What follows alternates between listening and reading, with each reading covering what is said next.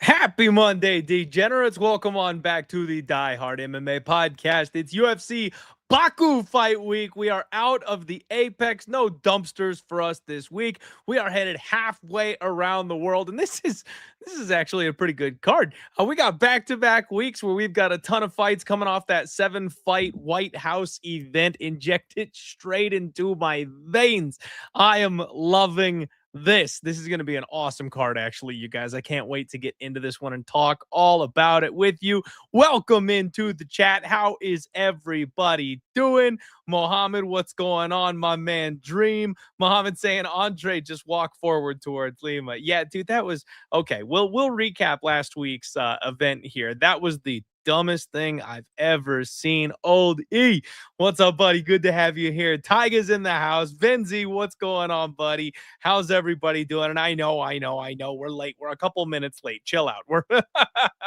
We are here. We are spot on. Iceland Farts, what's up, buddy? We got Niles Island. We got let's see here. Who else is rolling here? Mel, what's up? Mr. Hood. I'm sorry. Mr. Hindu Heat. Okay. All right. I like it.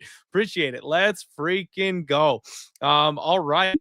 Let's get into it. Yes, Dixon, my friend. Andrey Lima is in fact a bum. Absolutely. And I'm not a fan of Michael Aswell at the moment either. Daniel, first time listener. Thank you for hanging out. I do appreciate it. We are coming off of a week where, unfortunately, you guys, I am not rocking the baby blues shirt. I got my ass handed to me at UFC Vegas 119. That was almost entirely Andrey Lima's fault. Very, very frustrating for your boy to experience that one. But it was Father's Day weekend, so kind of got to, dust myself off a little bit, hang out with the family. We went to a D-backs game here, so that was a good time. Got to hit the reset, not really worried too much about the shit show that was the event before. And check this out.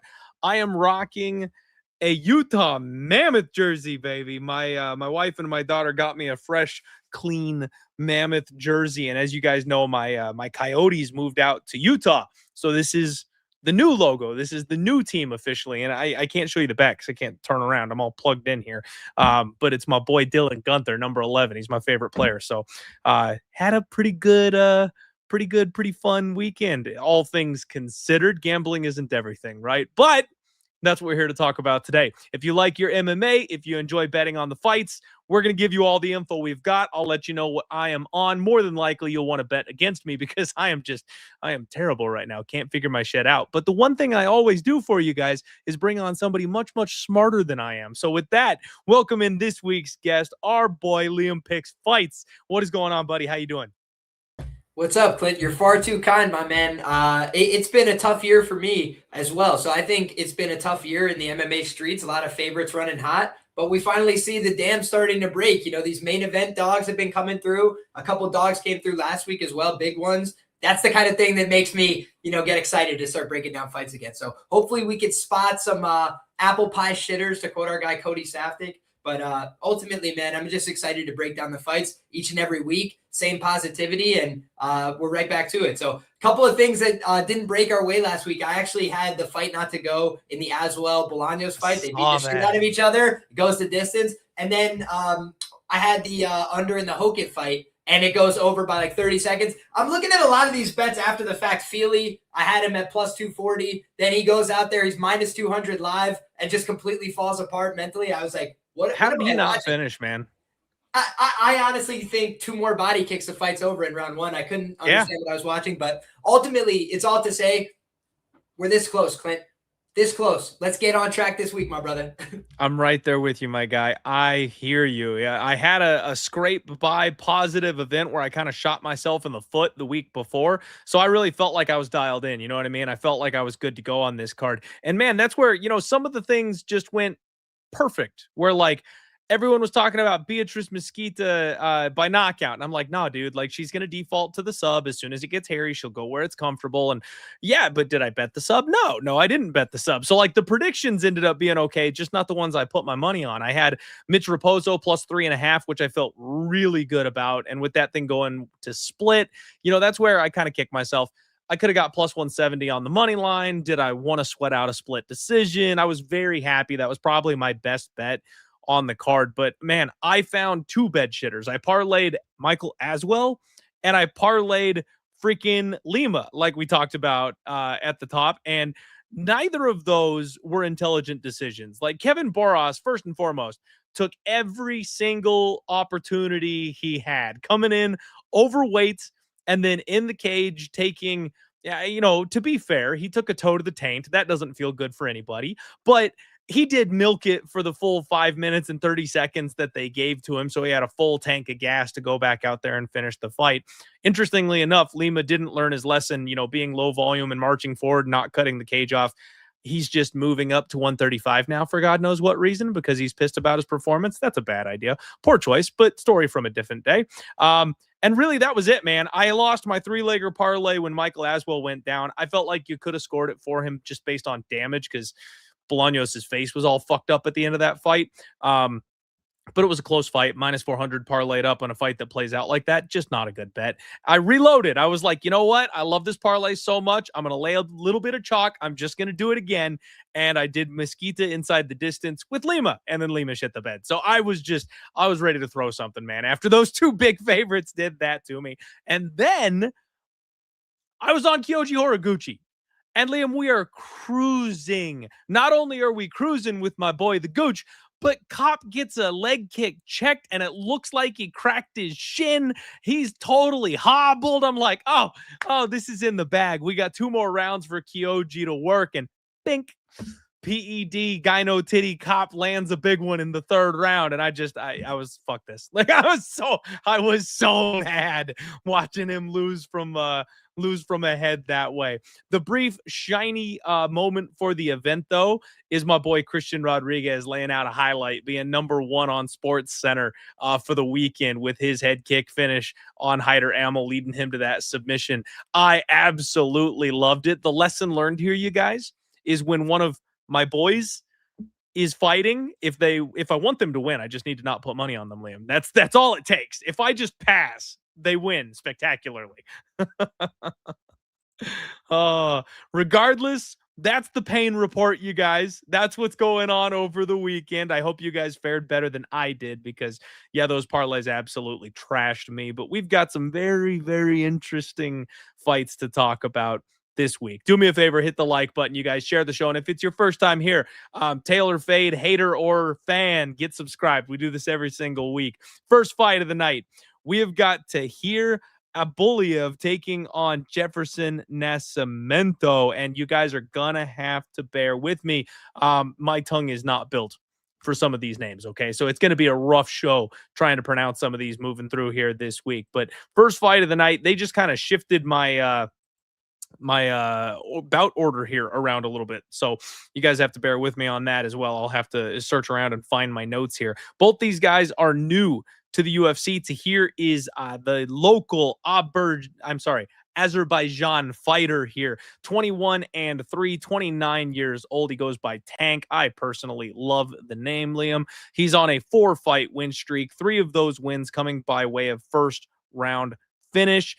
This guy's kind of a dual threat, nasty finisher. When he gets the opportunity, this man is very, very dangerous from what I have seen on the tape. However, he's a little short He seems like he's a little small based on, some of the tape, just looking at how tall some of his opponents are. He does throw a lot of feints, but he ends up seeming like he's really low volume. I don't know if that stood out to you as well, Liam, but it seems like a guy who's got a lot of power and just doesn't really let it go. Now, he wades into the pocket, and when he does let go, he hurts people. He's very explosive. He hits very strong, but it almost seems like he just kind of has to outweight guys and get them to make a mistake, and then he goes ahead and pulls that trigger.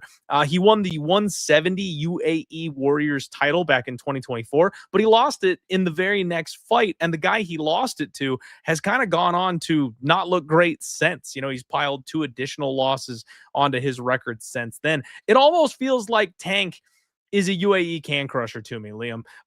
Jefferson is 13-0, undefeated from the LFA. He was their 155-pound champion. He's a 5-fight LFA veteran, and he defended his title twice. So he has multiple 5-round fights on his resume. His cardio has been checked out, which that's always something that I personally like to see. He is the one who's moving up, guys. This fight is taking place at 170 pounds. So Jefferson is moving up a weight class facing Tahir. I'm curious how these two are going to size up. This is one I've already got earmarked for keep an eye on Friday. I want to see the scales. I want to see how they size up.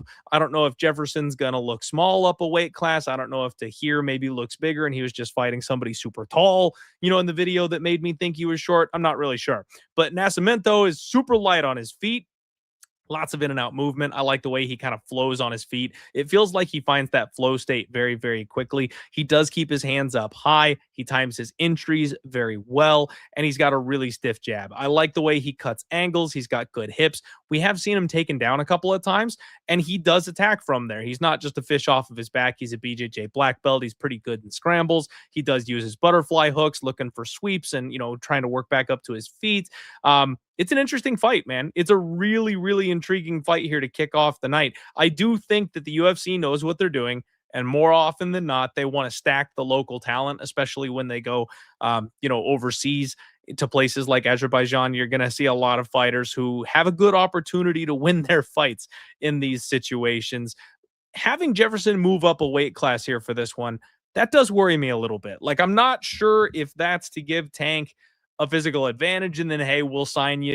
We got you on a 4-fight deal, buddy. We'll let you fight at 155 next time once we get you in the States, or, something along those lines.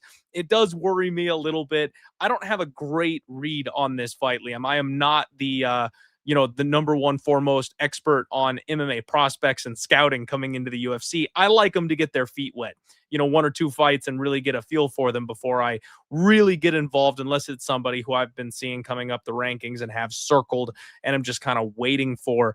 This is not that for me. So I'm probably going to pass on this first fight of the night. And frankly, I'm having trouble finding a line for this first fight of the night as well. I was kind of filibustering there a little bit to see if I could spot a number. Let me know what you think about this fight. And if you have a number, let me know what you're seeing, because I'm not seeing anything. I also didn't see a number on this fight. I started researching, to try and get, at least myself familiar with the guys that I'm not familiar with on this card, right? So I'll just tell your viewers, I'm going to do more research throughout the course of the week, and I will have a more informed opinion. I write an article about each and every fight on the card, so I like to do my due diligence. And with a fight like this, I've, been trying to educate myself on their whole career in the last few hours, right? So when you look at this fight on paper, to me, you mentioned the fact that this is a guy who, is from Baku, right? So like literally he's from the place that they're fighting, to the extent that you believe in a home field advantage and, crowd dynamics and any of these things, that's going to play to his favor, I would imagine.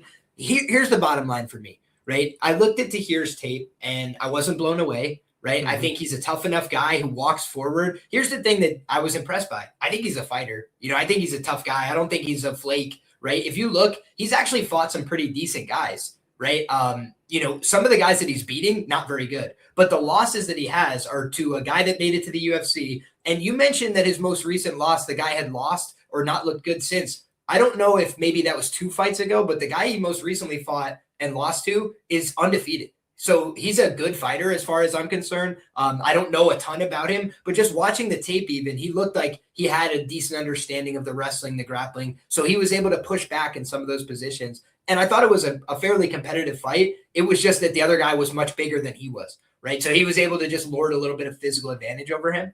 And I was impressed by his sweeps, by his ability to get off the bottom position. What's a real criticism we have of guys a lot when they come to the UFC? It's like, if this guy ends up on his back, it's the round of the fight. You know, he's just not going to get up.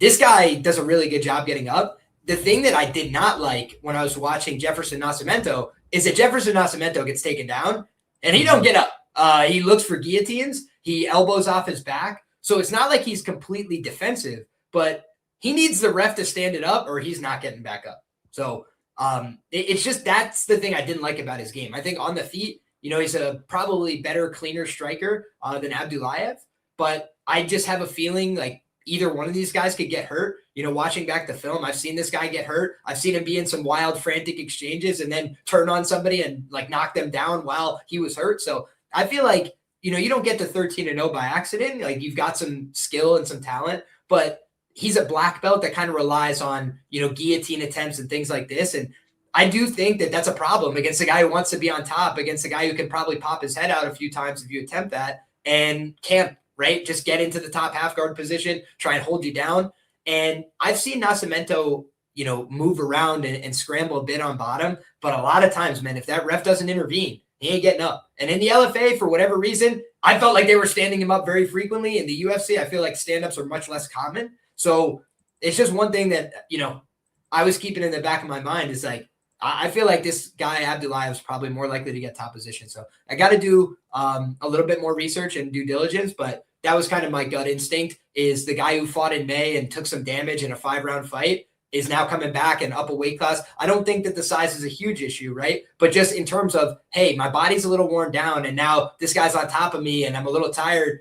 I don't know if I can get up, you know, 3 to 5 times. And the other thing is these 5-round fights, it gives him opportunities to keep coming back on you, right? Like, if you're tired in round 4 from wrestling, he's going to get on your ass again. But it's like, can I hold you down for 2 out of 3 rounds? I think somebody could. So that, I think, is going to be his biggest problem at the UFC level, is just getting taken down and held down. I hear you. I am predisposed to thinking that the wrestlers win these fights, Liam. Whenever it's a jiu-jitsu guy who is not going to hit a sub, like assuming they don't hit a sub, when you get the wrestler on top of them, I think that's a big, big edge. And I automatically count towards that side if I'm looking to make a play. Shout out Official VOR in the chat, says Nascimento took a lot of damage in his last fight, and it was like 3 weeks ago. He's coming back too soon. So kind of adding to what Liam was saying, that's a very, very valid point. Coming back quickly after taking that kind of damage and up a weight class in enemy territory, halfway around the world, against a guy who's probably going to wrestle you in a country where they probably let you wrestle. I'm kind of with you, man. The tea leaves kind of all lining up here in this spot. It is what it is. I, again, don't plan on betting this fight, but if I was going to, I think Tank would probably be the guy that would get my ticket. So as you guys know, I'll always let you know if I do make a move, if I do play anything, if I do bet anything. I've only got one bet in so far on this entire card. And yeah, this first one, probably not going to get much of anything from me.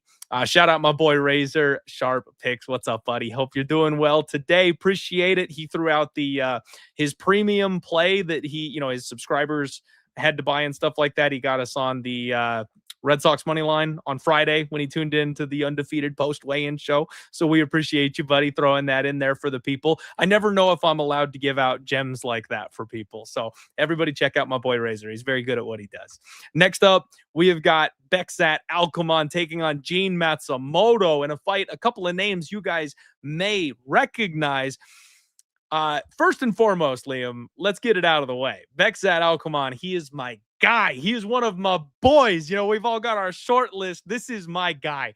12-3, 28 years old. He's 1-2 so far in the UFC. He has absolutely let me down a little bit. But to be fair, his first fight in the UFC was against Umar Nurmagomedov. He came in on short notice. He's the guy that dropped Umar, the guy that used that as a talking point for everybody else who has a platform to talk poorly about my boy Umar Nurmagomedov because he got dropped by this guy. Well, it turns out it's not really a knock on Umar that he got dropped by this guy. This guy hits fucking hard, Liam. This guy hits really hard, and he smokes Brad Katona. I got a gorgeous number on this man to win by knockout in his second fight in the UFC against Brad Katona. The thing that got me, though, was his third fight, because Alessandro Topuria, the lesser of the two Topuria brothers, I thought he was like every other brother in the UFC, right? I thought he was going to be like Leon Shabazian this last week, where he's getting signed because he's related to somebody who's good, not necessarily because he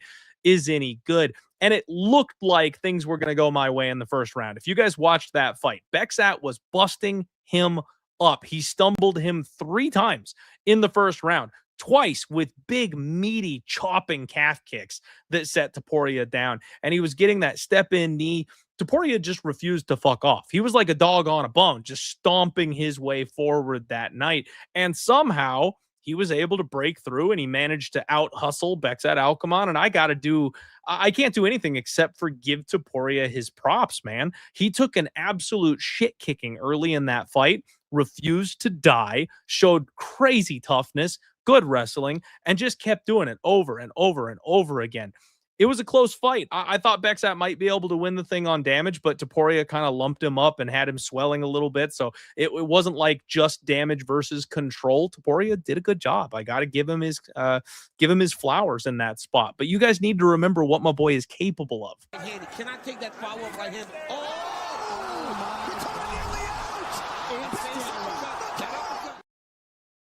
He's got serious power for this weight class. He's also training at ATT, so he's got very good grappling defense. He's got a good get-up game. He's got good hips. It's definitely a guy that you're going to have a hard time taking down, and if you do get him down, it's probably going to be even harder to keep him there. Gene Matsumoto, 17-2, 26 years old. He's got 3 fights in a row that have been decided by split decision. To quote my guy Dan Levy, he got the tour of the octagon from Rob Font, filled in short notice on that one, way up the ladder, and actually fought really well in that fight. I was very tempted to sprinkle on Font, and I always have to tell you guys, right? I'm always honest with you guys. I'll tell you when I do good. I'll tell you when I do bad. Usually I'm all about trusting those balls and setting them on the table and letting them rest and hang out for everybody. I chickened out that night, man. I wanted to bet Font so badly, and I chickened out. So missed opportunities. He bounced back against Miles Johns. It was another very close fight. But I'm sorry, it didn't actually play out that way. It was a clear 29-28 Gene, you guys. If you look up MMA decisions, it was 11-1 for like the people scoring that aren't the official judges. So another one that that one probably shouldn't have been a split, but the Fareed fight was close. Regardless, this guy fights to the level of his opposition. You're always going to have a tough back and forth, and he's very skilled. He got chin checked a couple times. We've seen him eat big shots.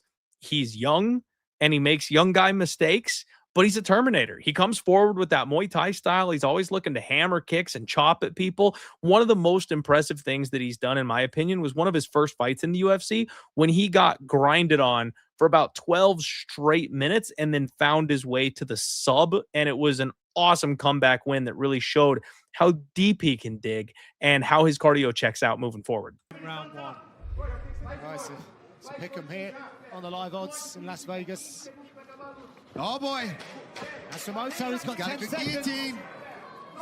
He's committed to this one. He's going to try and screw his head off like a bottle top. In the dying seconds. I know Dan Arwetta hasn't done a whole lot, Liam. I know he got cut by the UFC and let go, but the guy was all wrestling, all cardio, all pace. And being able to outlast him and then sub him deep in the fight the way he did with 1 second left in the round like that, that's impressive to me. So this is a really, really fun fight going back and forth here. And I am biased, obviously, because you guys know, my boy, right? I'm planting my flag on Bekzat, and I think that more often than not, he's going to win some of these fights. I like him being able to keep this fight on the feet. I think when these two hit each other, there's going to be a definitive power edge for Bekzat, and I think people are a little down on him because of that Topuria fight, and I don't know if that's valid. I don't know if that's just. You know what I mean? Like, Topuria fought a really good fight, showed some really good toughness, some serious heart, and Gene is a guy that's been fighting closely with everybody. I don't think he's going to have the grappling opportunity here, and if we have a 15-minute striking match, I think Bekzat will do more damage, if not hurt Gene Matsumoto. So at plus 135, this dog or pass for me, Liam. I'm waiting to see this number move, because if people come in on Gene, I'm going to be far more enticed to bet my boy Bekzat this week. What do you make of this fight? Yeah, admittedly, Clint, this is one I have to do more research on. Bekzat, he's one of these guys that's had pretty limited, what I would say is some guys have easier and some guys have harder to judge resumes or bodies of work in the UFC. And to your point, when you lose to guys like Umar, like how much do you hold that against somebody? He's a top 5 guy. Topuria, I think, is a little bit more unproven, right? Certainly a talented guy, but not a guy as proven as Umar, who's literally like one fight away from a title fight, like split decision for a title type of territory. So obviously I kind of give him a pass for that loss. He showed a better get-up game against Topuria.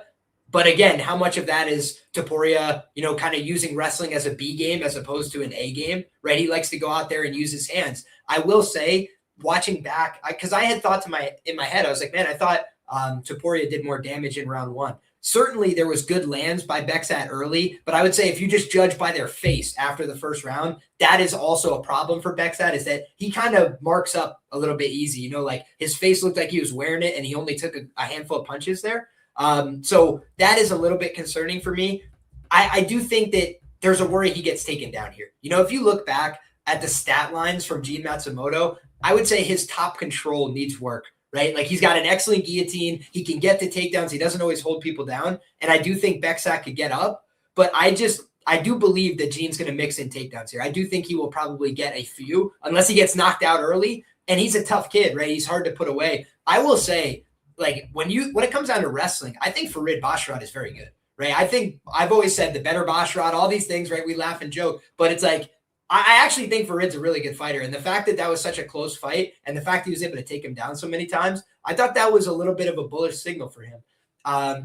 But on the other side of the equation, I thought he was getting lumped up by Rob Font in that fight. I did bet Rob there. It was a close fight. I thought it could have went either way.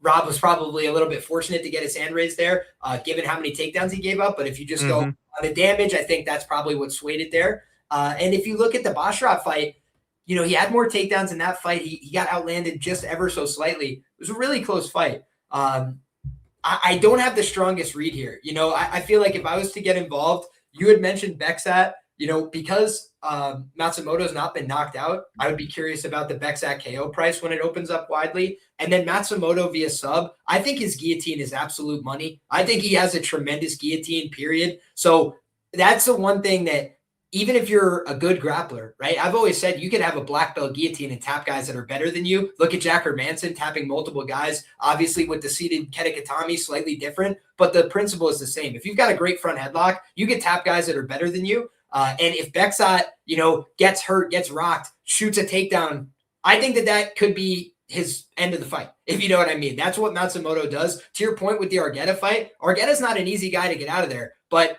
with a choke, you either go to sleep or you tap like everybody else, right? There's no being a tough guy about a choke. So for me, I look at this fight and I say, if it goes to the cards, I think it's probably going to be close. Most Matsumoto fights, if they go to the cards, they're close. Both guys are going to land. Both guys are going to touch. I think your point about the power for Bekzat makes some sense to me. I don't think of John Matsumoto as like a one-shot knockout artist. I think of him more as an accumulative guy, a round 2-3 guy, a guy who can kind of turn up the pace and pressure on you. So yeah, I think it's a well-matched competitive fight, and I don't have the strongest read here. I'll probably just be looking at the props on this fight.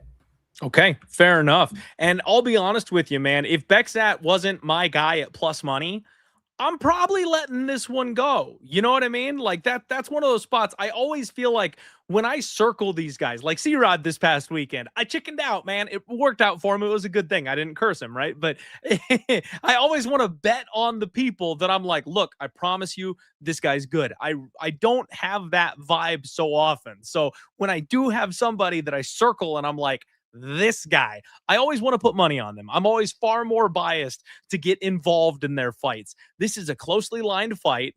I think it's probably appropriately lined close. And I think maybe pick him. Like, I think there's a little bit of value. I think there's a little juice to squeeze on Bekzat. But at the end of the day, you're dealing with a high caliber fight with two guys that I think both belong in the contender circle and will be, in the future, if not immediately after this fight, considered contenders. So you don't have to play this one, guys. Like, I'm looking at Bekzat for the sake of pride. I probably will end up betting Bekzat. I'm hoping some of you guys bet Gene Matsumoto, so I get a little extra juice on that line, make me feel a little bit better. The hot take would be Bekzat by KO, but I wouldn't be surprised by anything. Is it going to shock me if Gene Matsumoto pulls this thing out? No. I'm extremely excited about him too. He's just not my guy. So, definitely got to look out for the upside there on that one. Daniel says, I need you to get a Portland Trailblazers hat in the back. You know what though? Basketball, not really my thing. I know I'm the weirdest sports fan on planet Earth. Married into the Minnesota Vikings. I cheer for my Arizona hockey team. Now they're Utah. So I don't cheer for Utah in general. It's just my boys that moved out there on the ice that I cheer for, and didn't really care about football until I started dating my wife. So I'm a traitor to Arizona, Liam. I don't cheer for the Cardinals. If nobody else is playing that I care about, I'll cheer for them because I live here. And I just don't like basketball at all. So, like, again, I'll default to the Suns, but I don't care about anybody else. I'm really bad. See, and Vincey, that's the problem.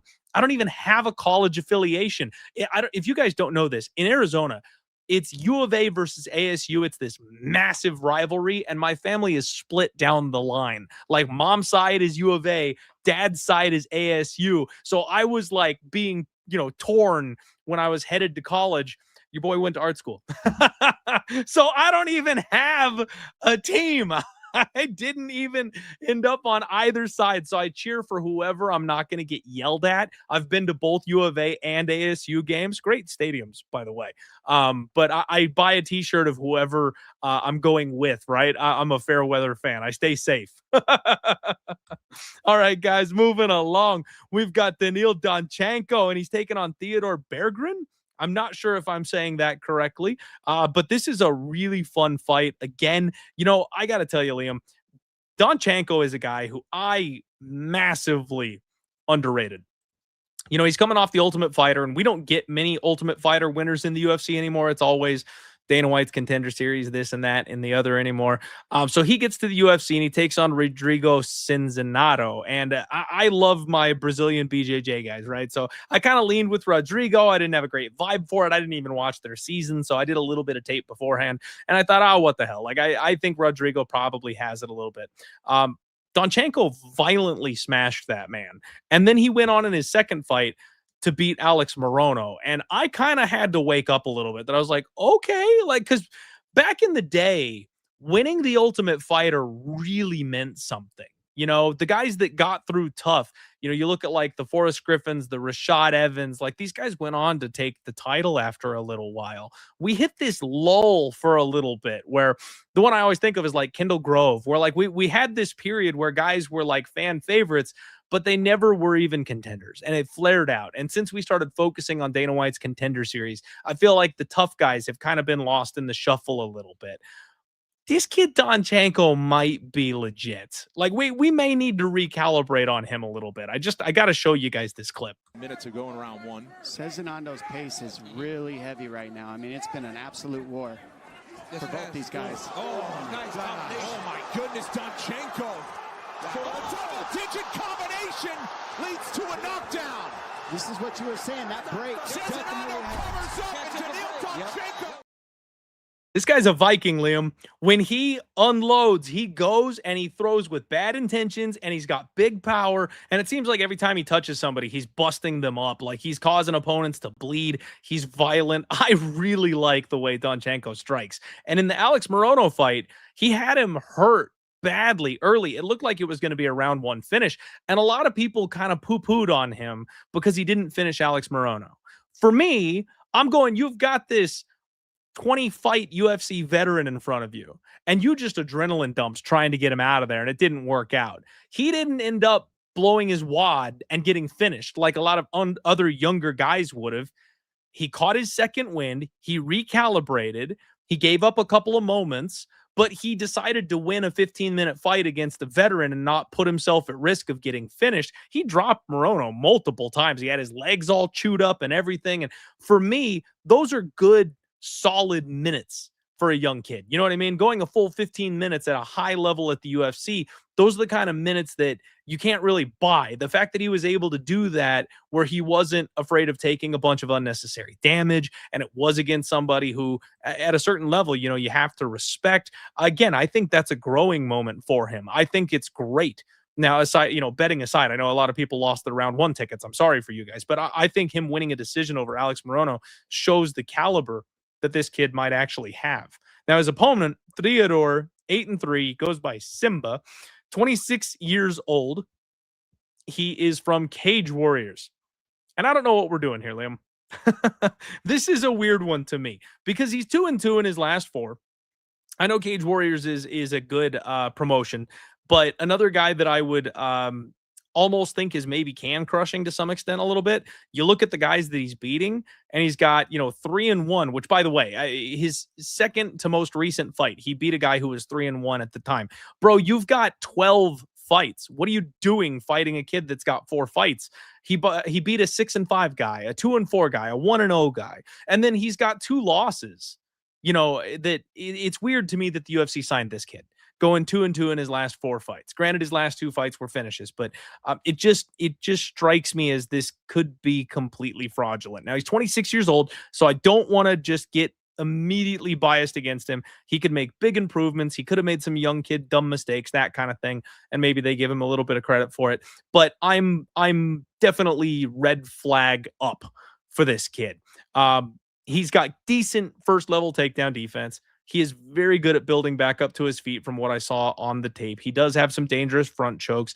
That fight that he had with Simidov, I think is how you say it, he got blanketed for about 12 straight minutes in that fight, and then he turned the tables and he whooped that dude's ass for like the last couple of minutes there of the fight. Like I said, he does make some young kid mistakes. I've seen him give up his back and stuff like that, but he's really aggressively. And when he gets a moment, he just kind of goes nuts. Big clinch knees, big elbows, winging powerful hooks. He's tough, and he's been beaten up a lot, which is concerning considering the low level of competition that he's faced. And it does look like he can be out hustled grappling wise. So I don't know where he wins this fight. You know, I feel like Donchenko is more than welcoming of a brawl with somebody like this. If you want to stand in front of Donchenko, good fucking luck. And then if things go poorly for him, he can just wrestle. He can just take this guy down.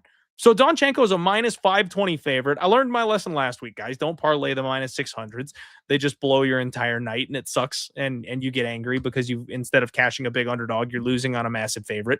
But I think this is Donchenko pretty simply, Liam. What about you? Yeah, so I will just say, you know, I have a tracked bet accidentally on this fight. How does that happen?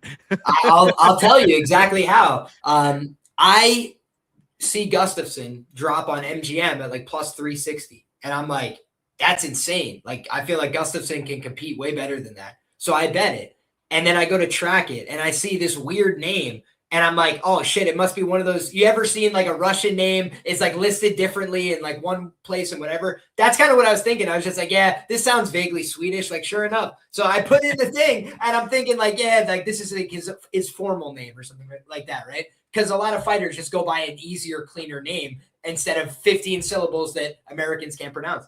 And I was like, oh my goodness. Because then I see, you know, people are sending me articles. This guy's got heart problems. He's out of the fight. I was like, who the fuck did I track a bet on then? So I have messaged the administrator at the site. I hadn't even watched film on this guy beforehand. But basically, I was just like, I will blindly take Gustafsson at +360. And I had looked at his Instagram. He's like, I'm feeling great, all this stuff. And then he gets pulled for heart problems. I think he got cut from the UFC. So brutal, right? Tough run out. But essentially, Gustafsson fights like all forward pressure, looking for takedowns. That is not how Theodore Bergeron or whatever his name is fights at all. But here's what's interesting to me about this fight, Clint, is you said, you know, you think that Donchenko could just wrestle here like as like a backup plan. And maybe that's true. I just don't think of him as a wrestler. I think of him as like, he's basically a pure striker who's trying to like keep fights upright and, if anything, wrestle defensively, wrestle to keep the fight where he wants it on the feet. And he can either land shots or he can look to press with some knees in the clinch. He's a very violent man and he likes knees, elbows, but he could also throw some punches and kicks, right?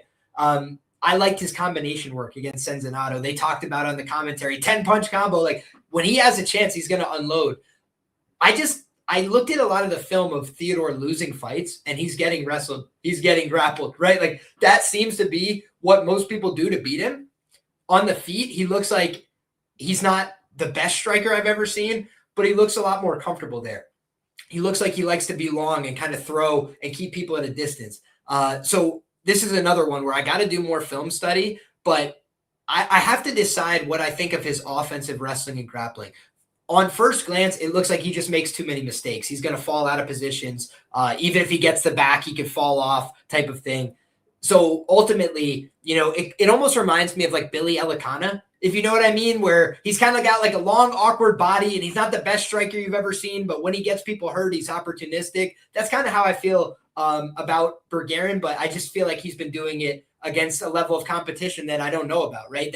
That guy who he just beat, you mentioned it, 12 minutes, he's getting out wrestled there. I did think he was doing the right things to make the guy keep working, right? Some guys just let you hang out on top. He kept working back up to a base and whatever, but that guy was in cardiac arrest in round 3. Like he was literally just ready to fall over, tired. Yep.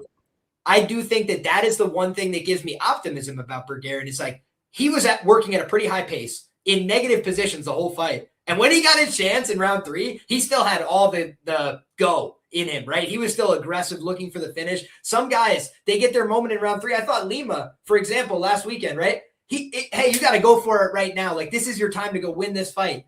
And instead, he's standing there, like, clinching him against the fence and holding with both hands. You're just like, he's not even trying to win. This guy just struck me as, like, he's going to at least try to pour out the tank. And Morono, like, I feel like he's a coach that's like still collecting checks and like doing his thing. If you're really bad and like not supposed to be there, he will clean you up. But if you really want it, he ain't want it like that. He's like, you got it, kid. Like I'm already beat to shit. Please leave me alone. And they basically just did a sparring match the rest of the way. I feel like this other guy, at least he's a young, hungry guy who's going to want it and try and, kill or be killed, I would imagine. Like, I think he's going to try to push the issue a little more, and that could be his undoing.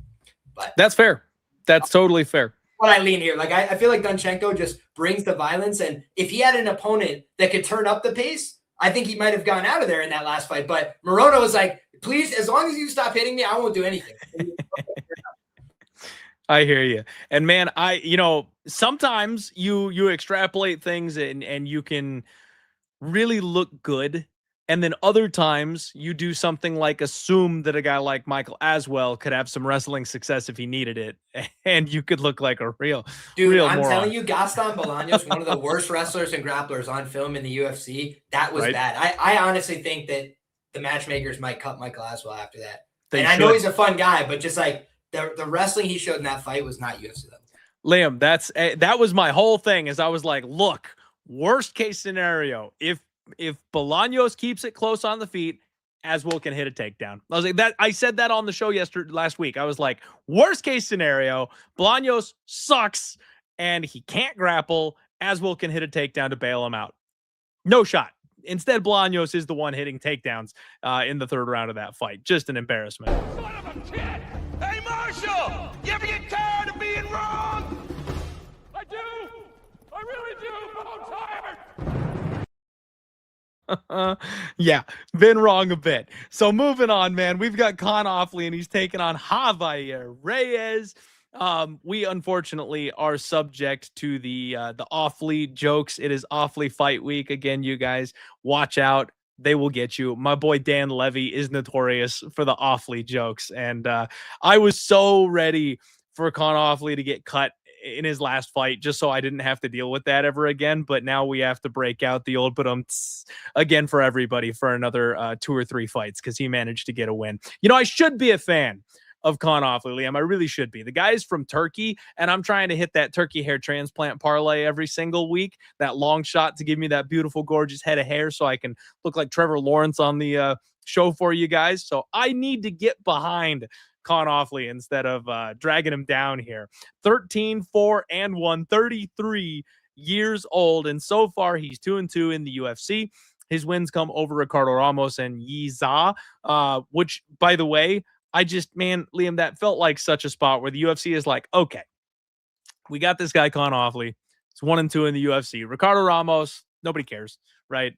We need Yiza to get a win. We've got to get these road to UFC guys on track. We need to get him a win. Let's give him the worst guy that's got an okay name we can give him, and he fumbled. That's how bad the road to UFC guys are. That's why you guys, every time we break down the road to UFC guys, that's why I'm always like, they suck. I will bet against the road to UFC fighter blindly every time because they suck. This is why. Con Offley is now 2-2 in the UFC because of that performance, and we've got to deal with him moving forward. Saved his job, man, against Ramos, and then made bank against Yiza. It is what it is. He throws naked leg kicks, man. He's always wide open for counters. I feel like that's still something he hasn't really patched up. He just kind of walks you down. He keeps that high boxing guard and just wants to walk forward and punch at you. He was basically target practice for Marion Santos. I don't really know what this guy is all that good at. Yeah, I feel like he's tough. I feel like he's decent. At 33 years old, he's not a prospect, right? He's going to start that downswing more so than really capturing any momentum or anything like that at this stage of his career, I would feel like. I still really just don't think much of Yiza. Now, Javier Reyes, 23-5. He is 32 years old, so I can't say too much about him either because he's definitely on the older side of things as far as being a prospect as well. But this guy, I'm going to read you my notes here, you guys. I'm going to read this to you because, Liam, I described this guy as, let's see here, Johnny Walker and Michelle Pereira had a baby. That's what this guy makes me think of. You know how when Michelle Pereira got to the UFC, he was like cutting so much weight. He was like 2 weight classes bigger than everybody, and he did all the dancing, and this guy really reminds me of that. He's got that same vibe to him. I think he's going to be very dangerous. He's really explosive. He's crazy athletic. Got a lot of head movement. Really hard to pin down. He's another guy that'll breakdance his way back up to his feet. And he's a BJJ black belt, so he can submit people if he needs to. His UFC debut went really, really well against the notable UFC mainstay in Douglas Silva de Andrade. Short time, though. See the final bars. Reyes have enough. 3 seconds. Hammers away. And Herbst to the stop. Herb Dean calls it off with seconds on the clock. I mean, that fight was basically just elder abuse, Liam. I like Javier Reyes in this spot. I think the UFC knows full well that, we'll get to him later. But Michelle Pereira is basically dust at this point. So they need a new breakdancer on the roster. And that's what Reyes is. He's their new flair fighter, right? He's a -165 favorite over Con Offley. And I'm a little confused as to why that's so short, frankly. I know he's a gimmick fighter. I know he's a meme fighter, so you don't want to go crazy laying chalk on him, but I think he beats Con Offley, and I think he does it relatively easily. I think that a guy like Douglas Silva de Andrade would have no problem with 2026 Con Offley. I don't get it. I feel like this is an easy click. I didn't think Reyes looked great in his last fight. Douglas is old as shit. Just straight up, like Douglas is way past his prime, and Douglas was touching him in the early going, right? Douglas then death gassed in 2.5 minutes because he's ancient. So like hats off to Douglas that he's still doing the damn thing. But like I didn't come away from that fight extremely impressed. And I'll just tell you the truth. Like if I look at this fight, why do I think there's not one-way action on Reyes, who has the more fun style and those kind of things? It's because you look at the Chris Makate fight in LFA and he got out-wrestled, right? And it's just like, what has Con Offley not been able to do to most of these opponents in the UFC is out-wrestle them, because most of them are better wrestlers than he is or more physical. And that is the chance for Javier Reyes here. Is just he's more violent and maybe a little bit more physical than Con Offley, so he can maybe just use some underhooks, keep him off, try and knock him out. I do think Con Offley doesn't have a great chin, but if you look, like Myron Santos, he's been having success at the UFC level, right? He's proven to be a solid enough guy. Even if he had that one fight that he probably should have lost and he got the lucky decision, he's not a bad fighter,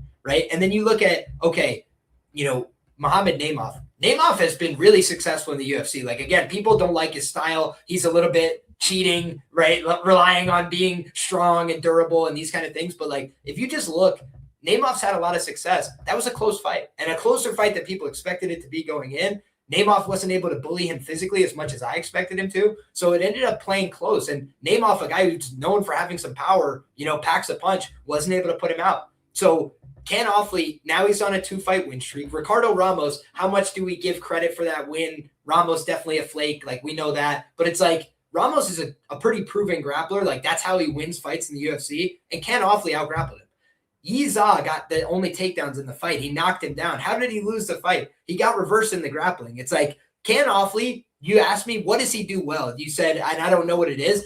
I truly think the only thing Ken Offley does well is grapple. He's very mediocre at the other parts of MMA, but I do think his grappling is good. That's what I liked about him on The Ultimate Fighter. I was like, man, this guy, pretty good decision maker in the grappling. Even when other guys would try and press it on him, like a Nathan Fletcher, he would just make right decisions in order to get to the right positions. And then he ended up coming out on top there. So I don't think he's a great fighter, but I just think it's a binary fight where on the feet, I prefer Reyes. He's more violent. He's more aggressive. He's going to get after it. He's got more finishing ability.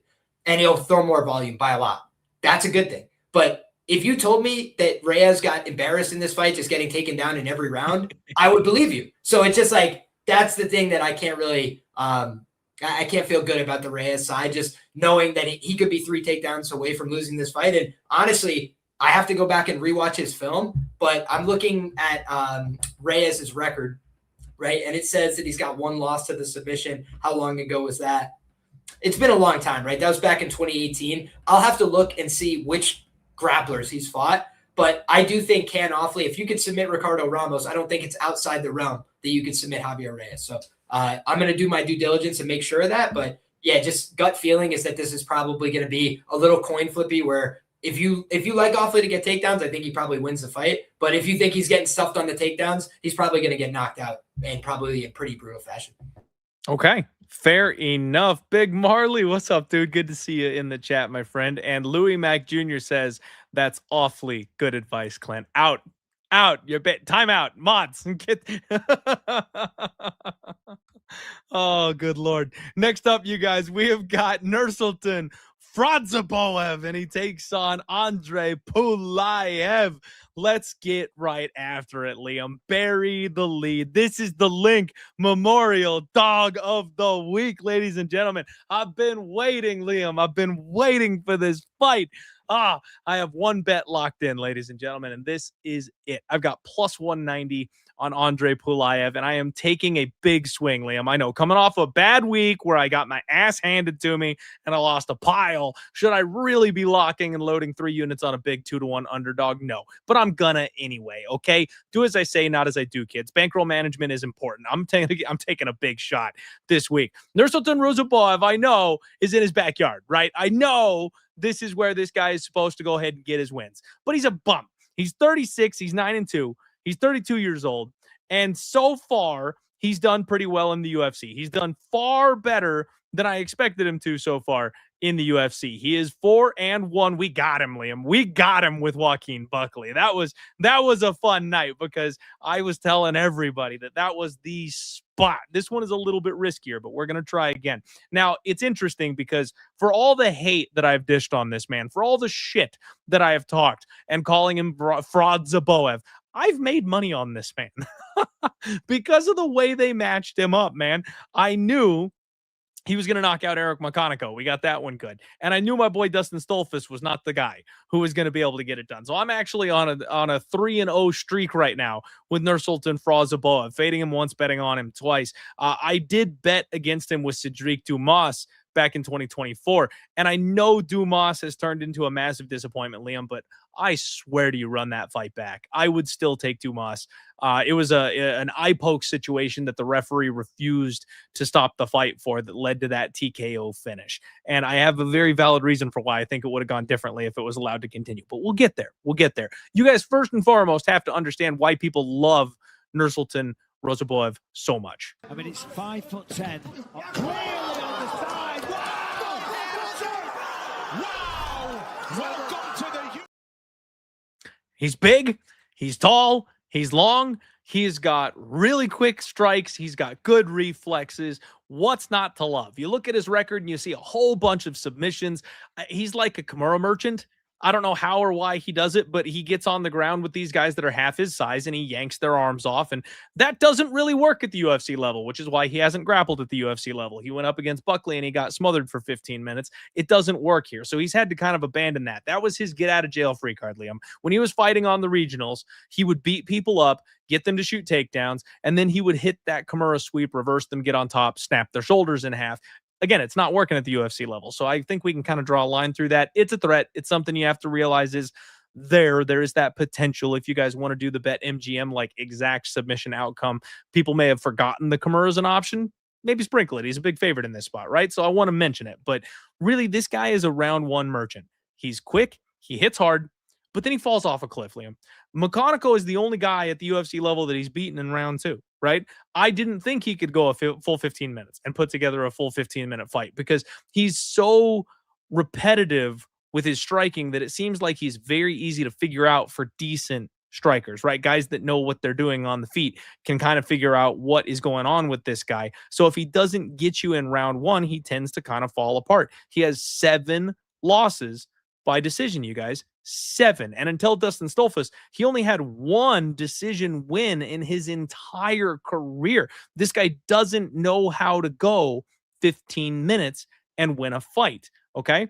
So personally speaking, I don't think he's technical enough at the UFC level for a full 15-minute fight. And I think that bears out with his resume pre-UFC. And then if he's not getting that quick and early finish on you, I think he's kind of in trouble. Now, let's look at his opponent here for a minute. Pulyaev is 10-4. He's 28 years old, and he's 1-2 in the UFC. So he's a perfect mark for this guy to go against and get a win, you know, in his backyard, that kind of thing. This guy got beaten by Christian Leroy Duncan, who I think very highly of, by the way. I think the UFC has given him an opportunity to grow and put him in a spot where he's going to end up being a contender. We've seen that kind of bear out lately. And then he lost to Atiba Gauthier. Now, everybody and their mother, Liam, was piling in on the under 1.5 and Atiba Gauthier round 1 KO in that fight, right? The one thing we've seen from Andrey Pulyaev is this guy's got an absolute brick for a head. He's been knocked out once, but I've seen him take massive punishment and be able to keep on coming. I've also seen him recover very well after getting hit. He's also very tall and very long, and yes, he's got a little bit of tall man's defense, but if you can't get to that head of his, he knows how to extend his fights. And that's what happened against Nick Klein. He got out of that first round, and then he started going to work. Once you get, you know, the timing down, once you get the range down, this guy is extremely dangerous. He's got good cage grappling. He slows his opponents down and kind of hangs on them and grinds on them a little bit. He's very good in the Muay Thai plum. He's got really big kicks. That's what he did Nick Klein in with, was one of those big, big kicks. And this is really fun to watch. That's where you start to see the difference in speed and technical ability.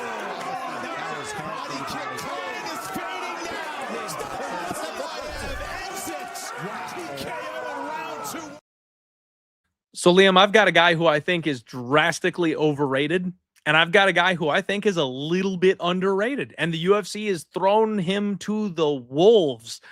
I'm going to bet the guy who's underrated against the guy who's overrated. It's that simple for me. It's an easy click at plus 190 because Pulyaev can hurt Nursulton Ruziboev. Pulyaev can strike with him for 15 minutes if he needs to. I think he can clinch and grind with him and wear him out if he needs to. Round 1 is the threat. If Nursulton clips this guy and he has the tall man defense and he catches him on the end of a punch in the first round, you guys, this thing could go down in flames, okay? Nursulton round 1 KO, I am not going to be shocked if that's the outcome. But if you give me 3 minutes, if you give me 4 minutes, I think Pulyaev is going to turn the tables, and I don't think Nursulton is going to be able to strike with him for rounds 2 and 3. So I'm on the dog this week, Liam. I am planting my flag. That's the Link Memorial Dog of the Week. I understand it could blow up in my face, but I like it, and I'm ready to roll those dice. What do you think about this one, man? Yeah, I wouldn't say I feel as strongly as you, but I kind of get where you're coming from. You know, I think Ruziboev gets a little bit of like a rough reputation because of his pre-UFC fights. Some people thought he was involved in some fixed fights. Some people thought, those gimmicky Kimuras and stuff weren't going to translate. I thought that the first win that he got in the UFC was pretty quality over Bruno Ferreira, was able to knock him out. when they were both fresh early, right? We just saw Brunno get knocked out by RoboCop, but he also knocked out RoboCop, so we know he's dangerous, right? It was just the way he was able to do it. He kind of threw a couple leg kicks, baited Brunno to throw one back, caught it, and knocked him the hell out. So I like that from him, right? I was like, man, nice job as a plus 190 underdog, did his thing. And he's mostly had opponents that he was supposed to clean up, and he's done a fairly good job. The thing that jumps out at me, I do like to look at the stats and just get a feel for people's metrics, right? You can compare people's metrics broadly to what the averages are in the UFC and kind of get a feel for, are they above average, below average at particular skills? And you look at Ruziboev, 46% accuracy, not great. 48% defense, not great. So his striking metrics say that, you know, he can be dangerous, he can knock people down, but he doesn't throw a ton of volume. And he's a guy that kind of, you know, relies on those big moments, those big shots, in order to get his wins, quick finishes. Like you mentioned, when he doesn't get those things, the extended fights can be harder. You know, that stat line against Stoltzfus wasn't great. It was enough, right? He got the job done. He did just enough. He did a little bit more. And I thought it was impressive that he was able to take and hold down Stoltzfus, that he was able to get some reversals. Stoltzfus, the one thing he does well is grapple, right? Like he's not a bad grappler. So I do think Ruziboev gets like an unfair shake. It's like he's got no skills. I think he's got skills. I just think that being a long, lanky, awkward guy, it serves some purposes, and then it can be to your detriment, right? Against a muscle-bound guy like Buckley, it didn't serve him, right? And he went down in weight for that fight as well. So I think at 185 pounds, you know, what he likes to do is be the bigger, longer guy, use his physical tools, try and hit people and hurt them from the outside. And I do think that for Pulyaev, you know, his biggest flaw is that he can be taken down and controlled. If you look at the fight, he won against Liam Anderson. He gave up 6+ minutes of control in that fight. Everybody that has attempted to control him has controlled him for 4 or more minutes. And I think it's like 4 minutes, 45 seconds or something or more in 3 out of 4 fights. The one that didn't happen was Gauthier, where he was getting dropped all over the place. And Gauthier just has no interest in wrestling, holding you. It's just not what he does. He wants to kick you in the head. He wants to punch you in the face, right?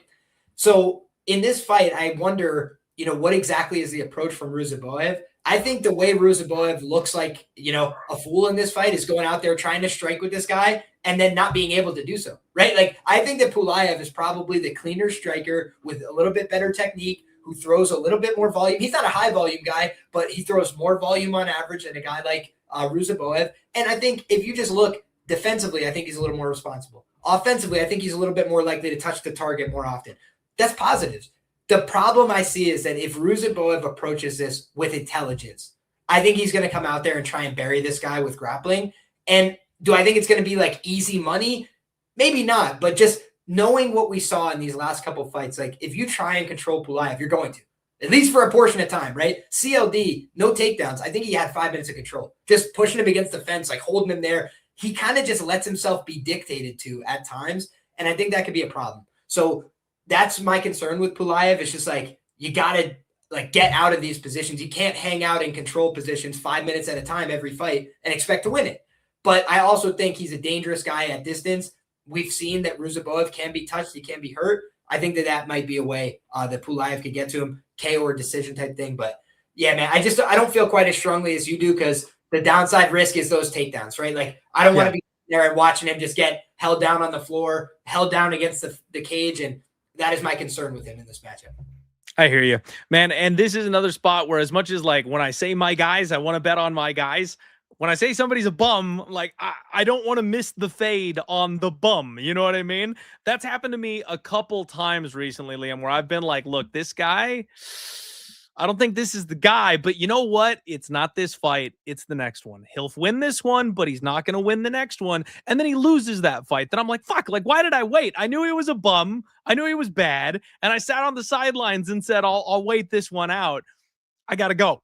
I've said this guy sucks. I've been betting on him and putting money in my pocket by cashing tickets on him.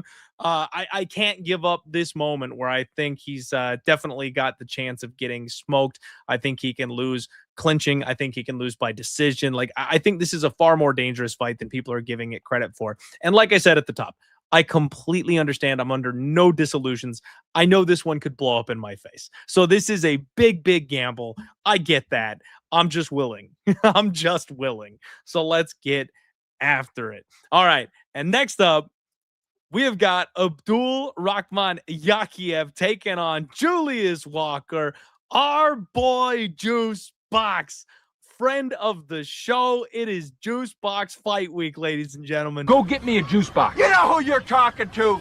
I'm talking to the juice box guy. You're crazy. I'm not crazy. I'm just thirsty. Why don't you go to hell? No, you go to hell. While you're there, why don't you grab me a juice box?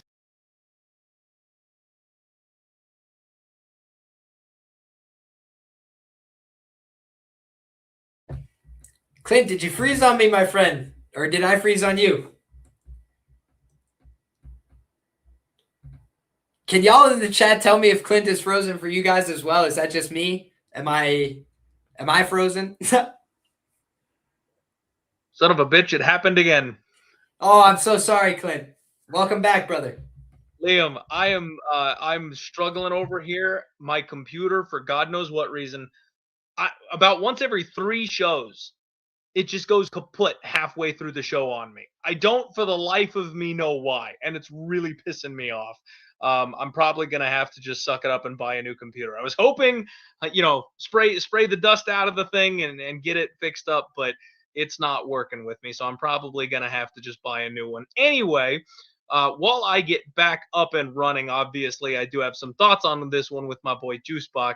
But yeah, see, at this point, Liam, look, the chat knows. The chat knows. Everybody's like, it's the laptop. It's the laptop. They all know it's a shit show at this point. If you don't mind, why don't you lead us off on this fight, and I'll be back up and back in the game in no time.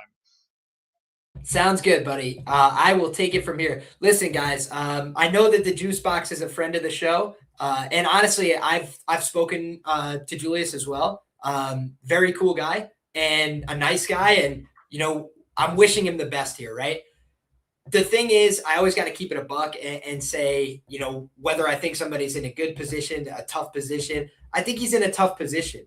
They're sending him halfway across the world. If you look at the matchups that he's gotten, right? Dustin Jacoby, that was a guy he trained with before. That was a guy who's got infinite more experience in MMA, in, kickboxing, stand-up fighting. It was really not doing him any favors, and he got pretty viciously knocked out there, right? If you look at the Alonzo Menafield fight, he showed tremendous heart. He landed some big shots in that fight as well. He fought hard for 15. But if you go back and look at that fight, he also took a lot of damage in that fight. Against Cerqueira, that's the fight that's really, really hard for me to stomach, right?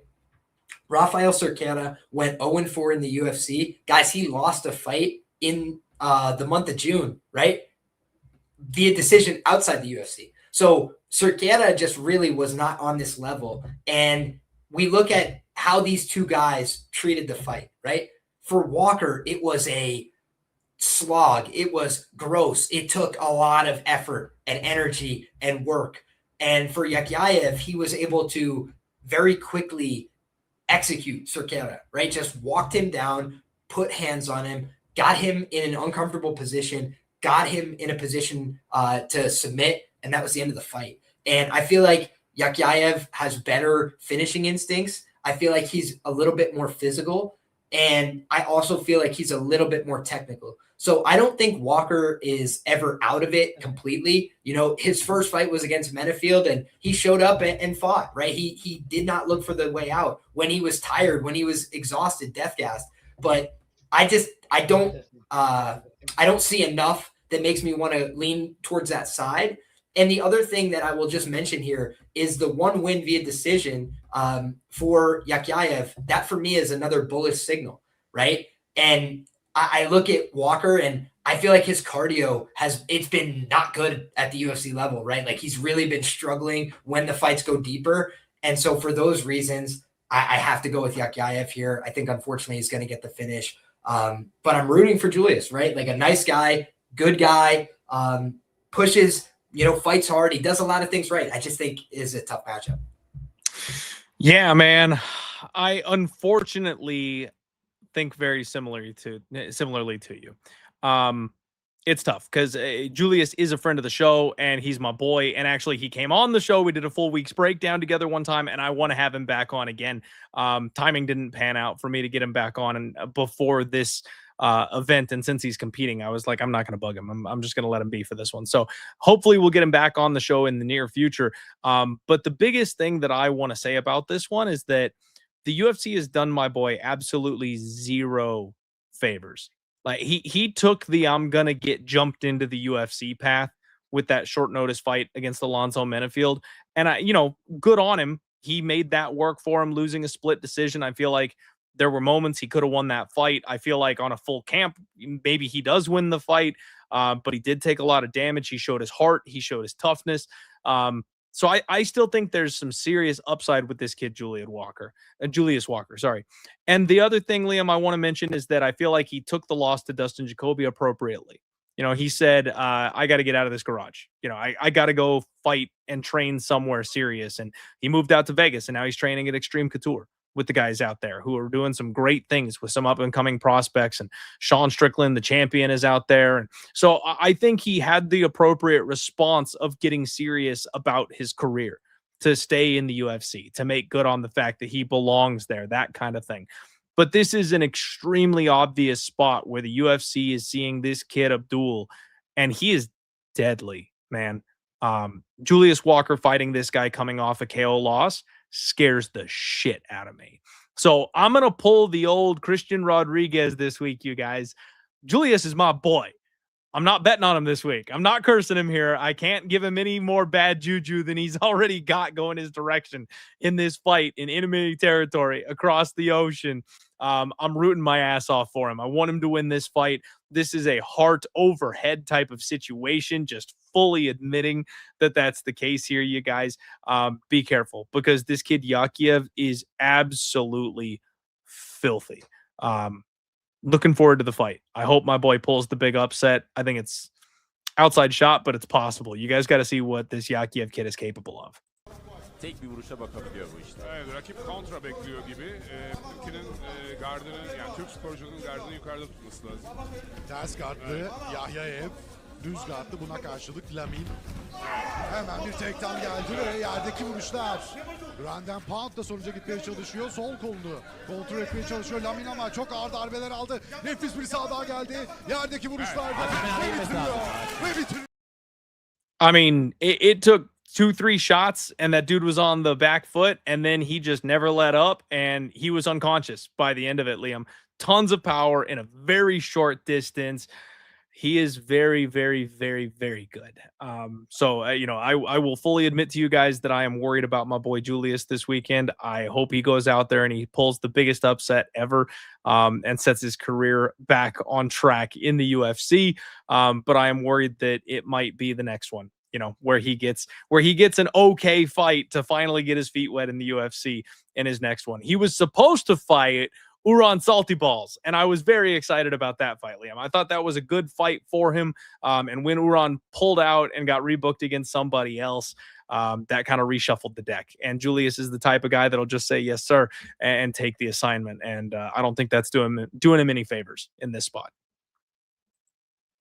So we're rooting, guys. We are rooting, but we are definitely sweating. All right, let me get my screens back up here since my laptop is alive and kicking again. Sorry about that, everybody.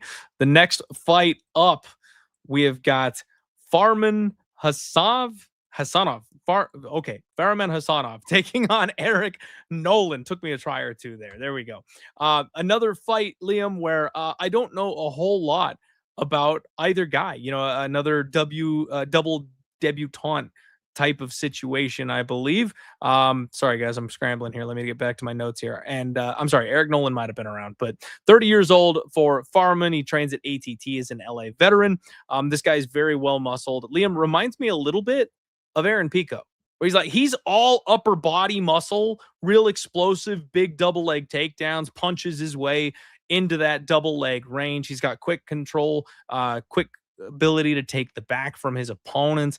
He can body people if he needs to, just pick them up and slam them. Kind of does whatever he wants to in the wrestling. He runs the pipe well, circles, and he's just quick. He's agile. He's athletic. I like what I see. And then he is crazy aggressive with the ground and pound. One of those guys that probably could have 4 or 5 submissions on his resume, but instead just likes to punch people in the mouth. So he likes to work with his hands, you guys. I see this guy getting a lot of KOs.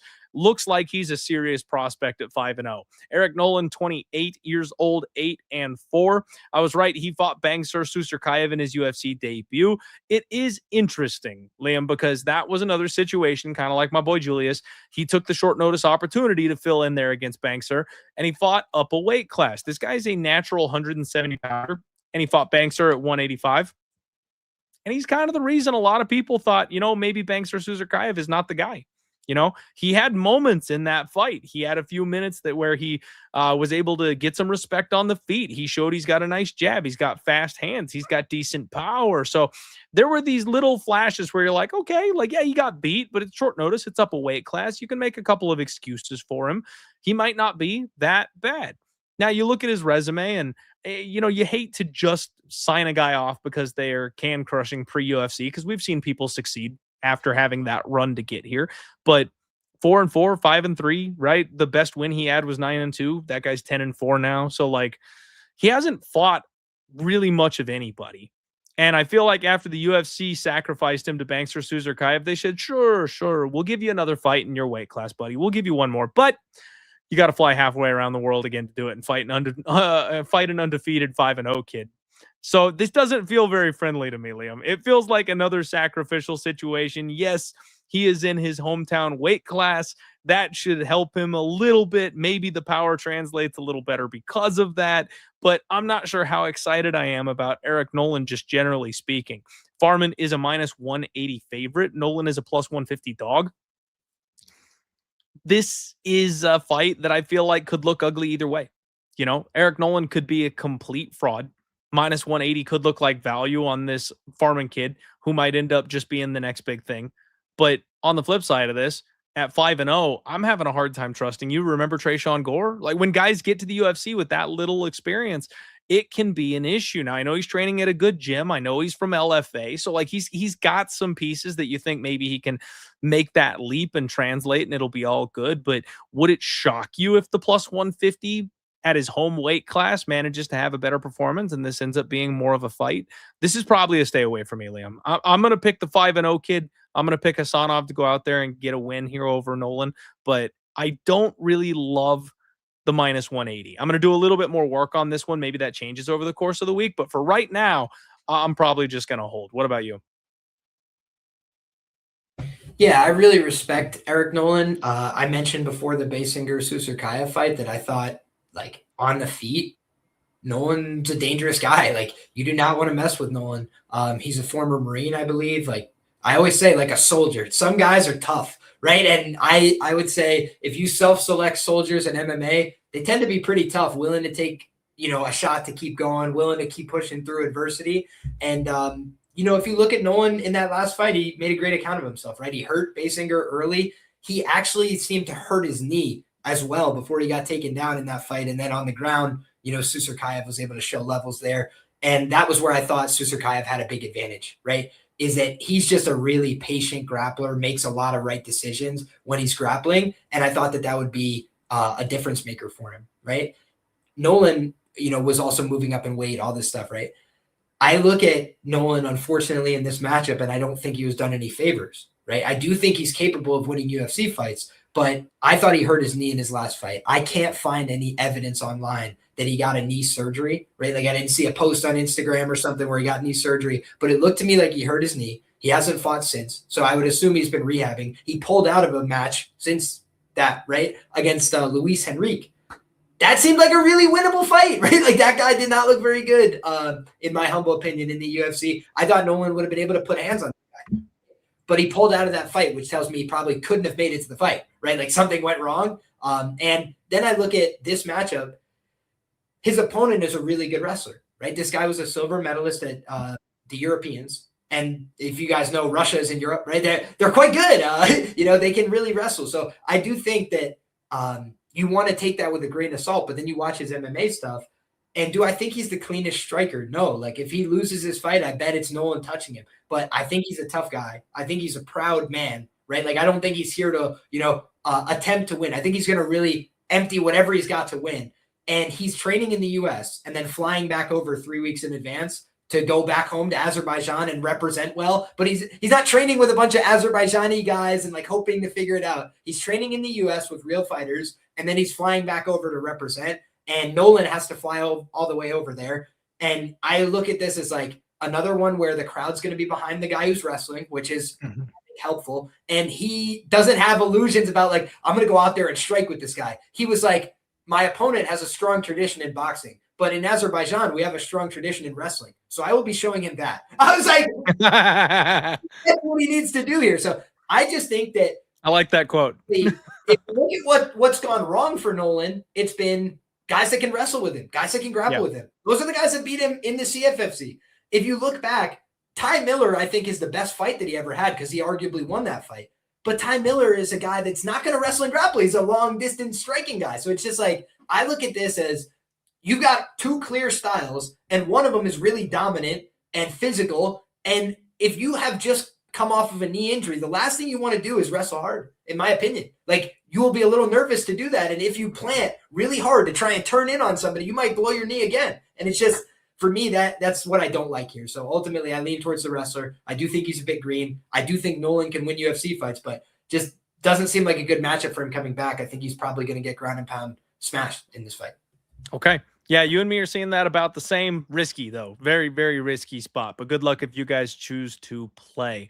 All right, shout out real quick, you guys. We got to bring up Spectation Sports. Of course, if you know, the LFA prelims are now home at Spectation Sports. We've got a new promotion coming up this week. Fierce FC is on Spectation Sports now. There's events every single week on this platform, you guys. It is almost Dana White's Contender Series season, and a lot of the people, you're going to be able to find their tape and footage here on Spectation Sports. So if you're a junkie and you just need more MMA content, check out Spectation Sports. If you're a gambler and you need to do your research, you're going to need that sub because a lot of these regional promotions are coming under this banner. Promo code DIEHARD will get you 20% off when you sign up. That's the best I can do to help you guys out. We're talking UFC Baku. I'm joined by my guy Liam Picks Fights. You can get all of his info down in the description below. Make sure you get subscribed. He's another great follow, very knowledgeable guy, and also a very good and fun guy in the space as well. Let's keep it rolling. Next up, we have got Abus Magomedov taking on Mikhail Oleksiejczuk. I don't like Hussar, Liam. He's still Lord to me, okay? I know this fight has fireworks written all over it. Mikhail Oleksiejczuk, since moving to the Fighting Nerds, has looked like $1 million. He was very young considering how many UFC fights he had to his name. The dude is a vicious, brutal power puncher, and he's fast, Liam. That's kind of the big thing about Oleksiejczuk, is just how quick those hands are. The problem, though, is the grappling. Now, that does seem to be a work in progress. It's something he's getting after and trying to improve on. But you look at some of his losses, even some of these guys that he's hurt before, he just ends up getting taken down, extended, and tapped out. 6 losses by sub. You know, Kevin Holland got him in the first round. Michel Pereira got him in the first round. You know, Caio Borralho took him down in the second round. And that's, Caio doesn't finish anybody. That's the one that's kind of the big black mark. I know he's a very, very good grappler, but he don't finish nobody. So that, you know, this guy doesn't operate well on the floor, but he operates very well on the feet. 4 a.m. And here's your wake-up call. Oh, man, this is everybody's problem. Who's your morning coffee? He's bathing. Jay is looking at his coach. That's it. Just to clarify, I know that was on the floor, but I thought the clip started with him dropping Chidi. I have to cut the clip short, you guys. The UFC comes after you for copyright shit if the clips are too long. So sorry, that sounded stupid after I said it. He is really good ground and pound, Liam. He does get after it once he gets on the mat, as long as he doesn't have to worry about his arms and legs. Abus Magomedov, 28-7-1, 35 years old. What the fuck do we do with this guy? I mean, he made it to the UFC way back in 2022, and I cashed a massive ticket against my guy, Dustin Stolfus. I knew he was going to get knocked out that night. It just made me horribly sad to bet against Dustin. He's my mangy dog that I like to root for, right? But we knew he was kind of a lamb to slaughter there. Well, the UFC is like, okay, we got something in this Abus guy. They give him Sean Strickland. Nope. We found out real quick that Abus has cardio issues. When he gets extended, it does not go well. They drop him down a little bit. He's the kind of guy they'll give a get-right fight. So he gets right against Warlley Alves. And I mean, boy, did he get right against Warley Alves. But then they give him, Brunno, and he does well in that fight. And that was the weird one, man. He takes Brunno down, drags him deep into the third round, and taps him out. He lands 2 takedowns in the third round of that fight. This striker, who can't really grapple, who doesn't have great cardio, drags Brunno into the third and is using his wrestling to get to a win and lands a sub. So he has an underrated submission game. I'll give him credit for that. He does have 7 wins by way of sub. But Liam, I got to tell you, I do find it very, very interesting that he's been cardio checked multiple times in the UFC.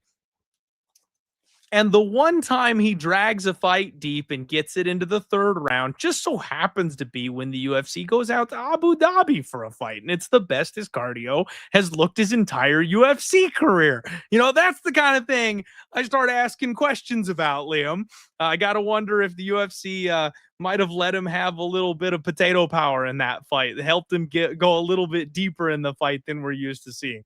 Anyway, he gets taken out by Joe Pyfer. I feel like we know about the level where Abus is sitting at this point, right? He's not going to be a contender. He's going to lose to those guys, but he's better than a lot of these guys that are in that mid-range ballpark here. He's a very good striker. He hits very hard, especially early on in the fight. I like the way he rips at the body. The cardio is an issue. If you push this guy, that's a problem. I will give Mikhail Oleksiejczuk a little bit of credit in his last fight against Marc-Andre Barriault. When he didn't get that finish early, I thought Marc-Andre was going to melt him, Liam. I was like, I'm ready to click the I think I lost the live bet. I might have live bet Marc-Andre Barriault that night because I was like, if he doesn't kill him early, he's going to get cooked. He ends up winning a good, solid 15-minute decision that night. And I think that was kind of impressive. So the question of cardio, maybe Mikhail does have that checked here in this spot, but I worry a little bit about Mikhail's durability. And frankly, I think maybe something people might not think about is that Abus sub, because the floor is lava with Mikhail, Liam. If he gets taken down, it is a problem. This guy does not have good submission defense. If Abus knows what he's doing, and I think he does, based on a couple of these fights, I think he's a decent game planner. He might look for takedowns in this spot. I might have to have a taste of, I want to see what the number is, obviously, but I might have to have a taste of that Abus Magomedov submission prop. And then considering where this fight has taken place and the UFC's lacks, efforts when it comes to drug testing anymore these days, I got to wonder if maybe Abus is able to go 15 minutes in a fight like this, where he didn't used to be able to do that. I kind of lean towards Abus. It's a very closely lined fight. It's another volatile one, guys. Minus 135 for Abus, plus 115 for Mikhail. Another one where if Mikhail gets off and Abus crumples under the striking pressure and the speed, is it going to surprise me? No. But I also can see Abus wearing the singlet on Saturday, Liam, taking him down and making him carry all that weight and then just kind of re-exposing that issue that Oleksiejczuk has always had in the UFC. Yeah, if you look, Oleksiejczuk enters this fight. He's on a 3-fight win streak. And over the course of those 3 fights, only Gerald Meerschaert attempted takedowns, right? And Gerald Meerschaert, I love the guy, right? He's one of my guys, Clint, right? And if you look, Gerald was never a great wrestler. He was always an elite grappler that was about what he was going to do, right? And the kickboxing, I think, was underrated, but his wrestling is just not good. It was like, if other guys wrestle me, then I might get something. If they knock me down and come to the ground, I might sweep and get back up. Like, that's what Gerald does. So Gerald attempted 3 half-hearted takedowns while he was getting hurt, and he really didn't offer much there. So to your point, Abus is going to probably push the wrestling more than these other guys, right? Like, just in theory, that makes a lot of sense. When I look at this fight, I'm of 2 minds, right? I look at analytics. I told you, I look at the stats as like one of the first things I look at every week. And one thing that is glaring about this fight is the stats in this fight are screaming Oleksiejczuk, especially in the striking. So if you just look at the striking, you have a slight negative differential for Abus, right? He's absorbing about minus 0.4, right? So for every one that he lands, the other guy's landing a bit more than he is. But meanwhile, you look at the other side, and it's 5.8 strikes landed per minute to 4.5 absorbed. So Oleksiejczuk, he gets in the pocket more, he takes more risks, but he's also landing a little bit more. And then when you look at the knockdowns, that's where it's really concerning, right? It's like you have 9 knockdowns in the UFC for Michal Oleksiejczuk, and you have an 0-3 knockdown ratio for Abus. So it's like, if this fight just stays on the feet, the evidence, the data would point to Michal being the better striker of the two. But then you look at, well, who have they been fighting? Right. And it's not like Abus has been fighting easy guys, right? Like you fight Sean Strickland, that guy's the champion, right? And in that fight, Abus was able to get a takedown. He just wasn't able to consolidate positions. And by the way, who the hell has, right? Like Khamzat Chimaev could hardly consolidate positions on Sean Strickland. And then you look at, okay, what about some of these other fights? And Abus has gone out there and wrestled guys for 15 minutes. It's just that when he can't do that and he's forced to strike, he can kind of fall apart. And so, you know, I think that we're going to learn a lot more about Michael Oleksiejczuk this weekend, right? I lean towards violence here. And yeah, it basically comes down to me that you kind of mentioned the path for Abus and the wrestling and the grappling. And I think Michal has a pretty clear path on the feet. So I lean towards violence. But if the fight goes the full 15, I guess slight lean towards Abus, just top position, right? Like I would be surprised if Oleksiejczuk got top position in this fight like he has in some others. And I also think MAB was kind of a bonehead, right? You didn't even attempt a takedown in 15 minutes. And he won round 2 on every judge's scorecard. So it's like, you got the guy a little bit fatigued. You don't even try to make him work and wrestle. It's like, just seemed like he kind of blew that from like a strategic standpoint. So yeah, I'm excited to see this one. And I think it's worth noting, you've got the Pirate and Abus training together. And then you've got, you know, they both have fought kind of similar guys, right? They both fought Mikey, right? Like obviously a little bit different styles, but at least they can kind of trade notes on opponents, you know? For sure. And I think, you know, I like to call guys cannon fodder, Liam. Usually it's very derogatory, and I'm talking about guys that aren't going to be in the UFC very often. Michal Oleksiejczuk is like Dana's favorite cannon fodder, right? Like he's not cannon fodder because they're going to cut him, but the way he fights is like they're going to just keep this guy around and throw him in spots left and right because he's must-see TV. He's going to push the pace. He's going to push the action. It doesn't matter if he goes on a 3-fight skid. They'll give him another shot. Like that's the kind of guy he is. So it wouldn't surprise me one bit if he's in this fight just to kind of make a do or die fight of it. And then it's a coin flip, you know, who's going to end up getting their game off in this spot. And if he loses, so what? They'll bring him back. I don't think he's a contender. I'm sorry. I'm not under any illusions that training at the Fighting Nerds is going to turn this guy into a champion. You know what I mean? I think he's going to be fun. I think he's dangerous. He's very good, but he kind of is what he is at this point. And I think we're just going to have some really fun fights with him, but we'll see. We'll see. I could see this one really going either way. I want to see the sub number, Liam. I need to see that submission number. I think that's sneaky. All right, guys. Next up, we've got Brunno Ferreira. The Hulk comes back. He's taking on Ikram Aliskerov. And man, we've got a night of frauds, Liam. Right? Brunno is a guy who I've been on the other side of and just burning money trying to fade. You know, I think of him very, very similarly to Nursulton Ruziboev, where I'm just like, this guy is no good. He's a little meme machine. He's a little powerhouse. But I said against Marvin Vettori, I was like, I got to give this guy his flowers. At a certain point, I've just got to admit that, like, you know, maybe I was kind of wrong. You know, he's got good judo. He's a BJJ black belt. He's very dangerous on the ground. And he's got one touch, death touch level power. I always said that the Robocop Rodriguez knockout was a little fluky. You know, he kind of caught Gregory with just the perfect timing. He obviously has that big power. It can bail him out. They ran that thing back, and we saw how that probably should have gone. Gregory gets his revenge and gets back on track. But Bruno's beating these guys that are a step below. The Armin Petrosian was one that I was extremely shocked by, especially how he did it. And then him getting Jackson McVeigh filling in on short notice, not a surprise. But I'm a jiu-jitsu guy, Liam, and I know you appreciate the grapple. I got to show the clip. This was an awesome armbar. Look at that armbar. He's got it. There's the tap. Wow. Brunno Ferreira with another submission in round 1.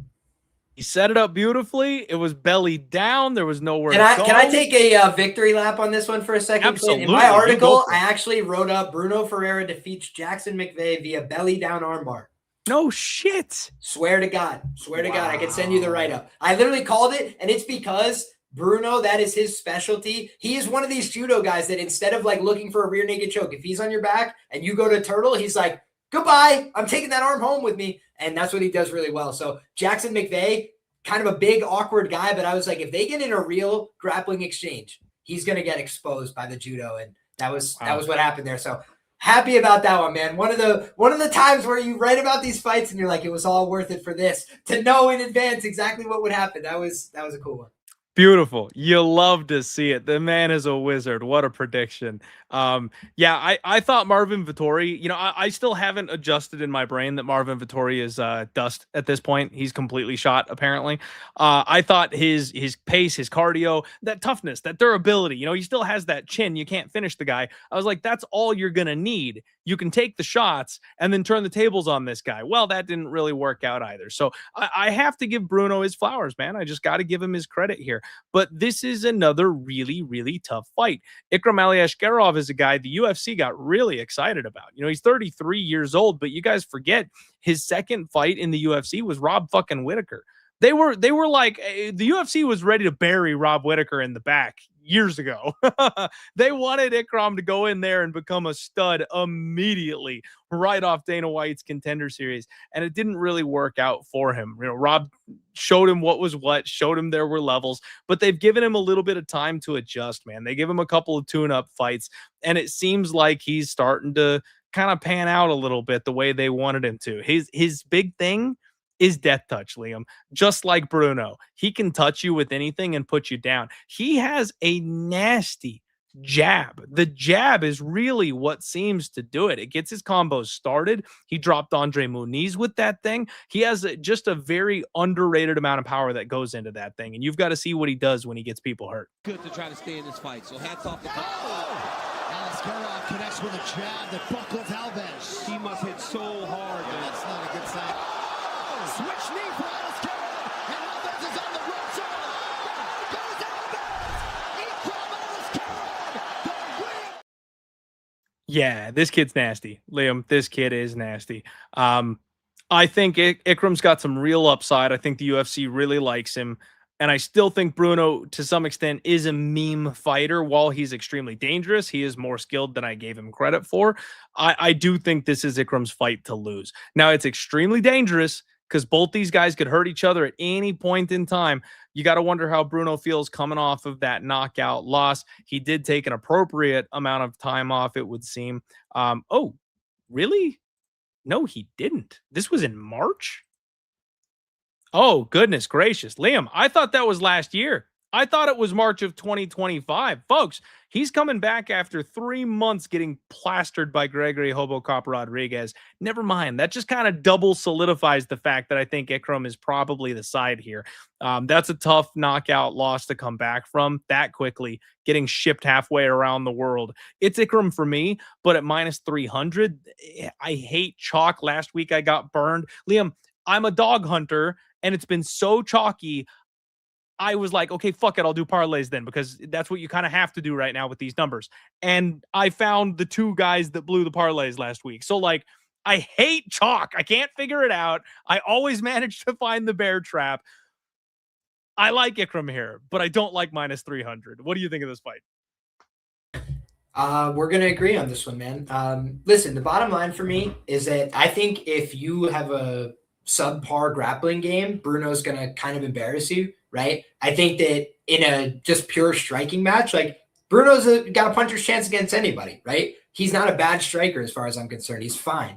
But I just think that Ikram presents a lot of challenges for him, right? If you look at what Brunno does, it's a lot of wide swinging. It's a lot of wild stuff. And I do feel like Ikram's just a little bit more tighter guard, a little bit more straight with his shots. The difference being, if you've got a really nasty uppercut, that's the way to get it, right? Like we've kind of seen two guys viciously knocked out Ikram with big uppercuts up the middle because he kind of is looking to be in that wrestling stance where he could drop down, kind of hit a, I'm trying to think of the right word because I don't want to speak out of turn here, down block, right? Like he wants to be able to go from his boxing guard to like a down block when guys shoot on him. That's the reason why Khamzat Chimaev couldn't sniff a takedown against this guy, right? Like if you look back at that fight, that's the reason why Ikram had a lot of hype coming to the UFC, because Khamzat Chimaev viciously knocked him out in a fight where otherwise he was getting stuffed on every takedown that he went for. And then he was like, okay, he keeps stuffing my takedowns. I better send something up the middle. Robert Whittaker got the fight on short notice. He was supposed to fight somebody else. I think it was Khamzat, right? And then he's like, okay, Ikram's stepping up. He threw an uppercut right up the middle. Ikram honestly looked afraid before the fight started. Like he accepts the fight on very short notice. He's got to fight a former world champion. it was a tough sell for him, right? And honestly, I just think he was overwhelmed by the moment, too much pressure, and he shut down.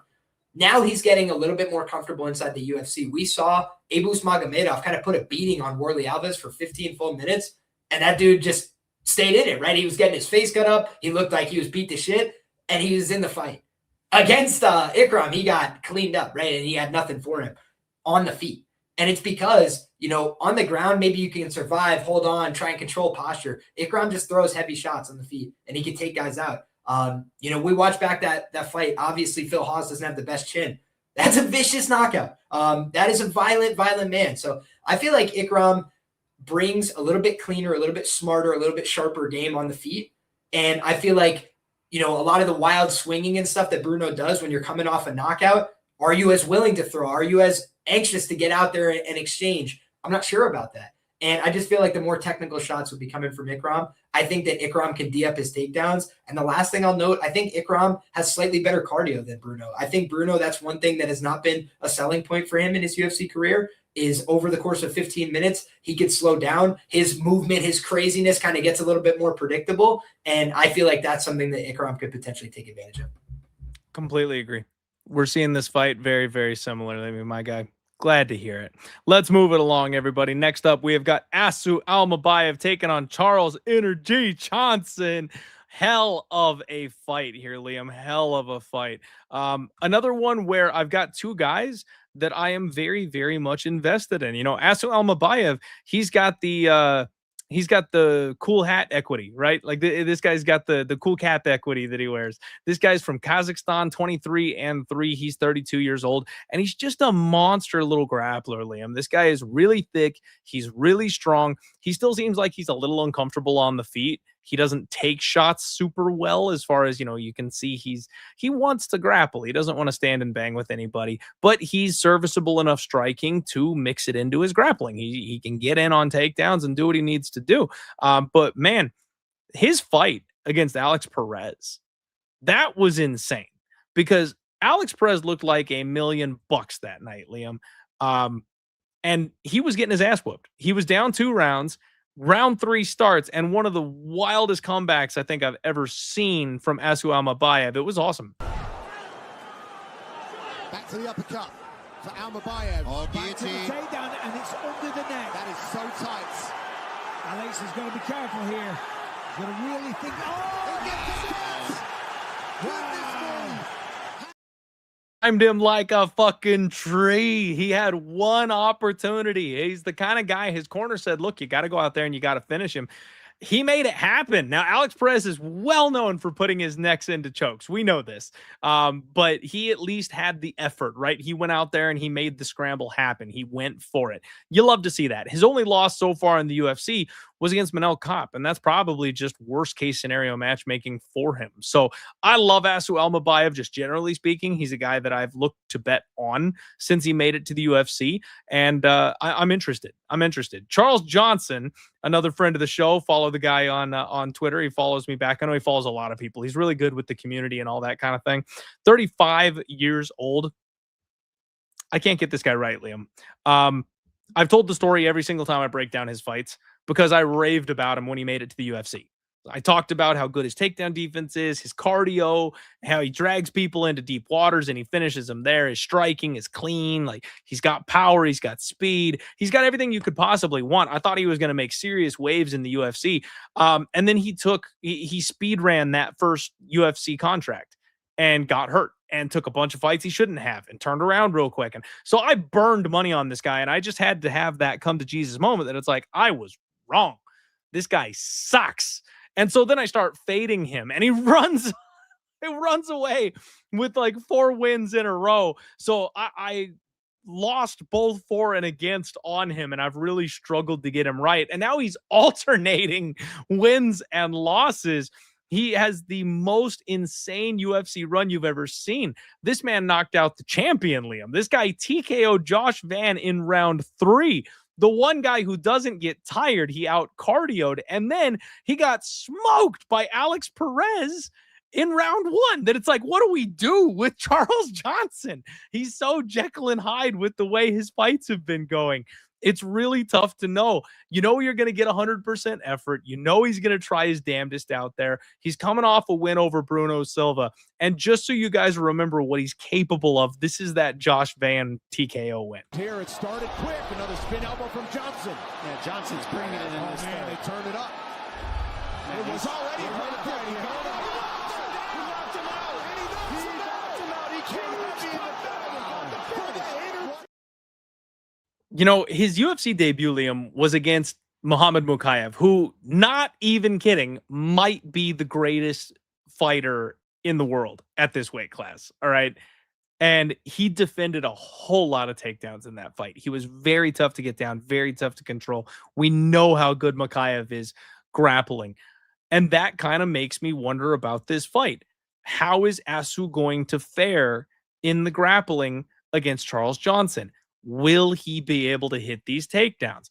I'm not convinced that he'll be able to get takedowns. He may have to rely on opportunistic transitions, taking the back, tying him up, things like that. I don't think he has the wrestling that it's going to take to crack a guy like Charles Johnson. And again, he's so Jekyll and Hyde. What do we do? Because Asu Almabaye is minus 240. Charles Johnson is plus 195. And I can't, Liam, if I pull the trigger on Charles Johnson at plus 195 and he gets heel hooked in the first round or some shit, I'm going to lose my mind. I'm just going to absolutely lose my mind. I feel like at the number, it's dog or pass. But this is a really hard fight. I don't know what to do with this one, Liam. I feel like the line is too wide. Charles Johnson's going to fight his ass off. But what if Asu blankets him? What if Asu just cage grinds him to a boring decision or something like that and wins and pays off his number? It could look terrible either way. I'm scared. What do I do? Talk some sense into me. I mean, listen, man, I'm a huge Charles Johnson respecter. I think that the guy has way, overperformed his ceiling at times in 3-round fights. He's always had a style that was built for 5 rounds. And, he's never gotten a main event. He's never gotten one of those big opportunities. And he's kind of played spoiler several times, right? Like Lonnie Kavanaugh, real prospect, knocked him out. Joshua Van, literal champion, knocked him out. So what I would say is that Charles is a bit inconsistent, but I would say what we know is that he's at his best, a very solid striker. Right? Like if you can knock out Josh Van and compete with him on the feet, you're a very solid striker. When you're able to go out there and get these wins at the UFC level and you look at, again, how did he beat Lonnie Kavanaugh? Well, he knocked him the fuck out. So it's just like Charles didn't have power or wasn't known for his power pre-UFC, but I think we have to acknowledge, when you're knocking out credible guys at this level, that deserves some respect. On the other side, though, Asu Almabaye, if you look at the 1 KO loss he has in the UFC, it was against Manel Kape, and that was not really a clean knockout, right? You go back and rewatch the footage, guys. It was basically the Captain Insano, 2 fingers in the eye. Asu's like, what's happening? I can't see. And he's literally running away because he can't look at his opponent. He's blind in both eyes. And you do not want to be blind against Manel Kape, right? No. Kyoji Horiguchi, you talk Mini about Cyril fucking Gone down fight. there. And he's the perfect fight. And then all of a sudden, one shot from Gone can change everything. So now imagine instead of a punch, it's 2 fingers from Gone right in your eyes.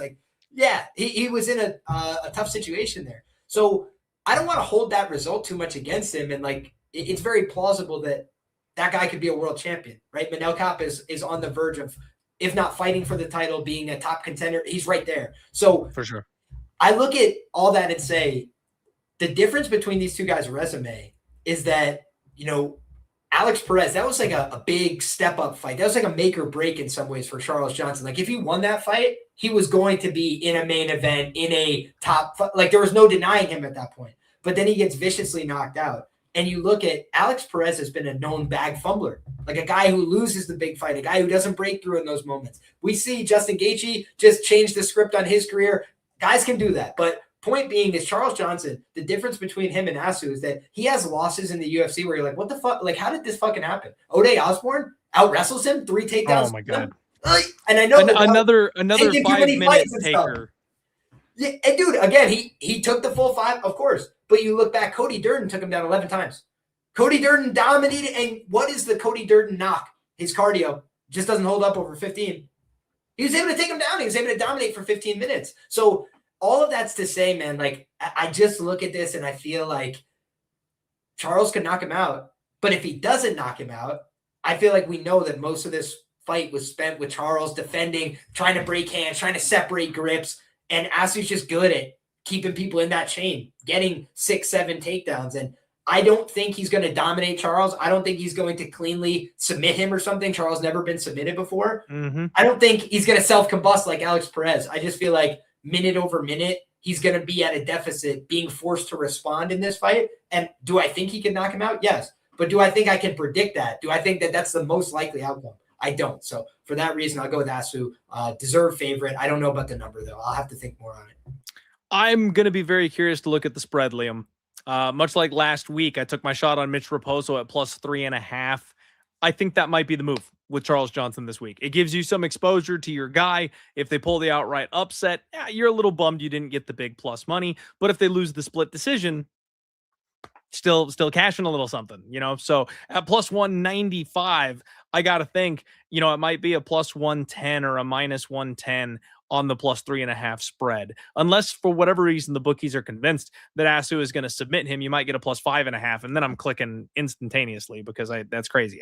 I'm not going to bet on him to get submitted for the first time here this weekend. That's just me. So I think it'll be a close fight. I think it goes the distance. If it goes inside the distance, I would think it's probably Charles Johnson landing a knockout more often than it's Asu getting a sub. I think Asu by decision probably sounds a little more likely to me. All right, everybody, we got 3 fights left, and there's over 370 of you in here live tonight. Thank you all so much for hanging out. Smash the like button. Give my boy Liam a follow, and let's get into these last couple fights of the evening. Nazim Sadykhov, the Black Wolf, takes on Matheus Camilo, the Jaguar himself. A fight that should be an absolute banger, Liam. This is really good matchmaking on this card. I think we're going to have some really fun fights, probably some spectacular finishes. It's good stuff this week. Nazim is 11-2-1, 32 years old. He's 4-1-1 off Dana White's Contender Series, and I always like to describe him as a more durable version of Matt Frevola. He does all the same things that the Steamroller does. He just can take a little bit better of a punch, it seems. He's got straight punches. He's really quick. He cuts off the cage well. He basically pressure cooks people. He forces you into a brawl. He wants to stand right in front of you, bite down on the mouthpiece, swing heavies, and see who falls first. He went to war with Slava Claus, man. He seems like he recovers really well. Even though he gets clipped, he gets hurt. He fights his way back in. He bleeds all over the place. He's another must-see TV action type of fighter. And I love everything about it. Look at this clip of him getting this KO win and how bloody both him and his opponent are. And Sadykhov has responded big time in the second round here. Yeah, I'm watching the elbows of Sadykhov. Body head.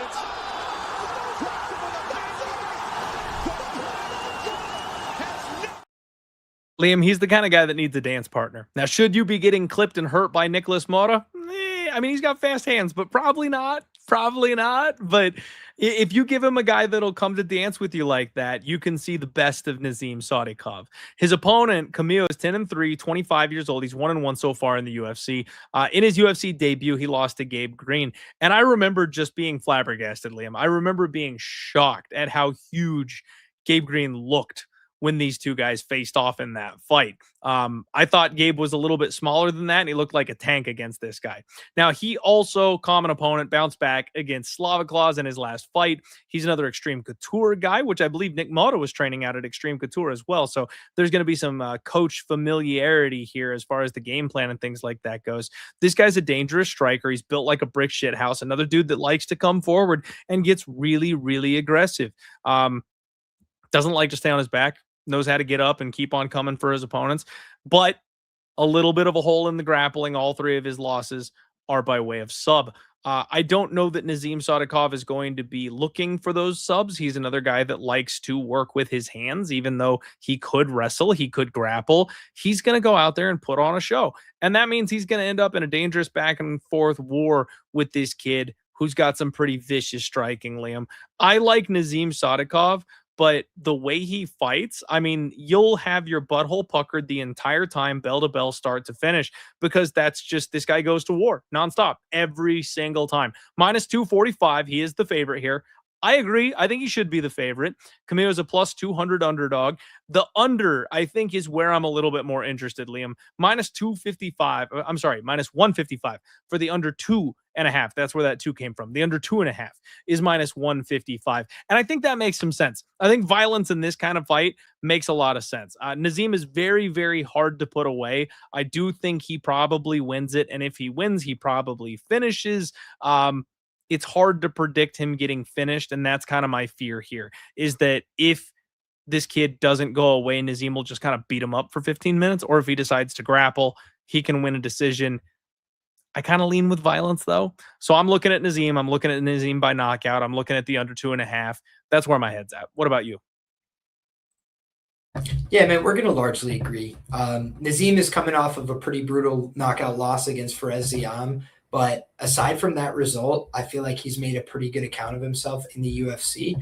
Even when it's been difficult, even when he's had to grit it out, dig, show a willingness to push through adversity. And I think that, with all due respect to a guy who can be dangerous, I really just think Matheus Camilo doesn't have the same dog in him that Nazim Sadykhov does. So in order for him to win, I think he has to catch him, knock him out.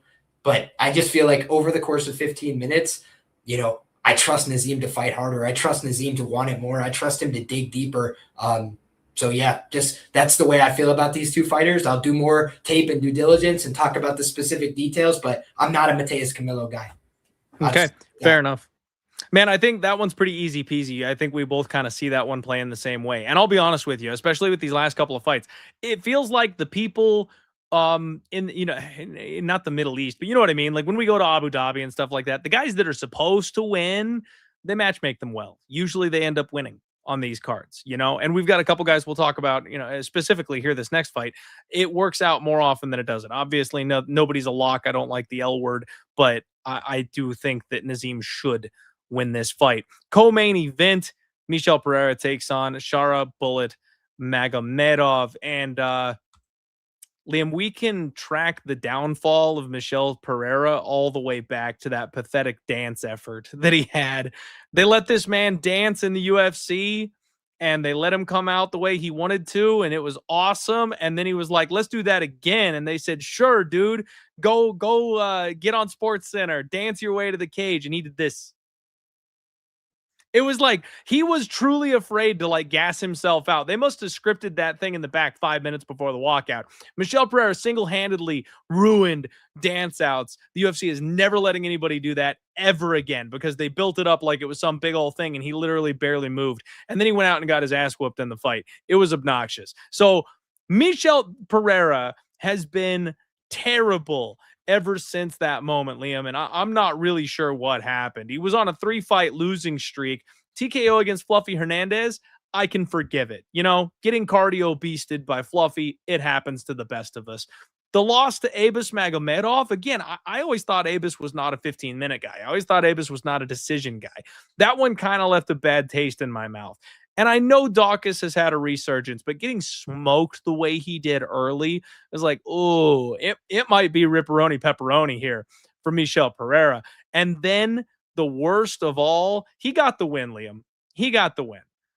But did he really against Zach Reese? Like a guy who I just don't think is very good. A guy who's pretty gassy. A guy who can be hurt. Like, you go to decision with that guy and a split where you're scared to engage. He didn't want to get hit. He didn't have the cardio to grapple. Michel looks like a absolute shell of himself. We've seen him be fun. We've seen him be explosive. We know he's got that club and sub. The way, you know what? I'll just show you. So tricky to pin down. I mean, he'll do a backflip and try to punch in the face. Oh, he hurt him already. There it is. Oh! That might have actually been a knee to the head of a crowd. Yeah, that may have been illegal, John. Well, that's tight, fellas. There it is. So that's what we used to see from Michel Pereira, and I'm just realizing how much space I have to stretch my arms here. My boy Liam must have dipped out there. There we go. We're back. Technical difficulties all around. I froze here for a second. Sorry about that, Clint. All good. You didn't miss much of anything, man. I showed the clip. He did the backflip. He got the choke. Like it. We used to have an absolute animal in Michel Pereira, and he just can't do that shit anymore. He doesn't expend that kind of energy anymore. And I think he's scared to get touched. I think he's scared to get hit. It's wild to fall off. And now Shara Bullet, I think the Pirate is a fraud, Liam. He can't grapple for shit. And the UFC literally brought Michael Venom Page up a weight class to try and give him an advantage in that fight. I swear to you, like that, he was supposed to win that fight with flying colors and get a big name on his resume. Instead, he gets beaten up by a 170 pounder. This guy is just not that good. He's captured the imagination. People are a huge fan of his, but he's not going to compete with the higher level people in the UFC. I just don't see it happening. And he's spectacular to watch kickboxing when he goes. He's got one of the craziest highlights I've ever seen. Now a body kick for Shara Bullet. Oh my gosh! The double spinning back fist is crazy work, Liam. But at the end of the day, I think he's more of a opportunistic striker, right? He's got a lot of decisions. You know, Marc-Andre Barrios, Michel Oleksiejczuk. Like, if these guys are decent strikers, right? If they're patient strikers, if they're not going to bring the war to him, he is fine having like a little point strikey pick and poke type of event and go the full 15 minutes. And then the judges will just give it to him. That's just how it goes. So if Michel Pereira brings the heat here, I think Shara knocks him out. If they stand and they pitter, pat, and poke, I think Shara wins a obvious decision.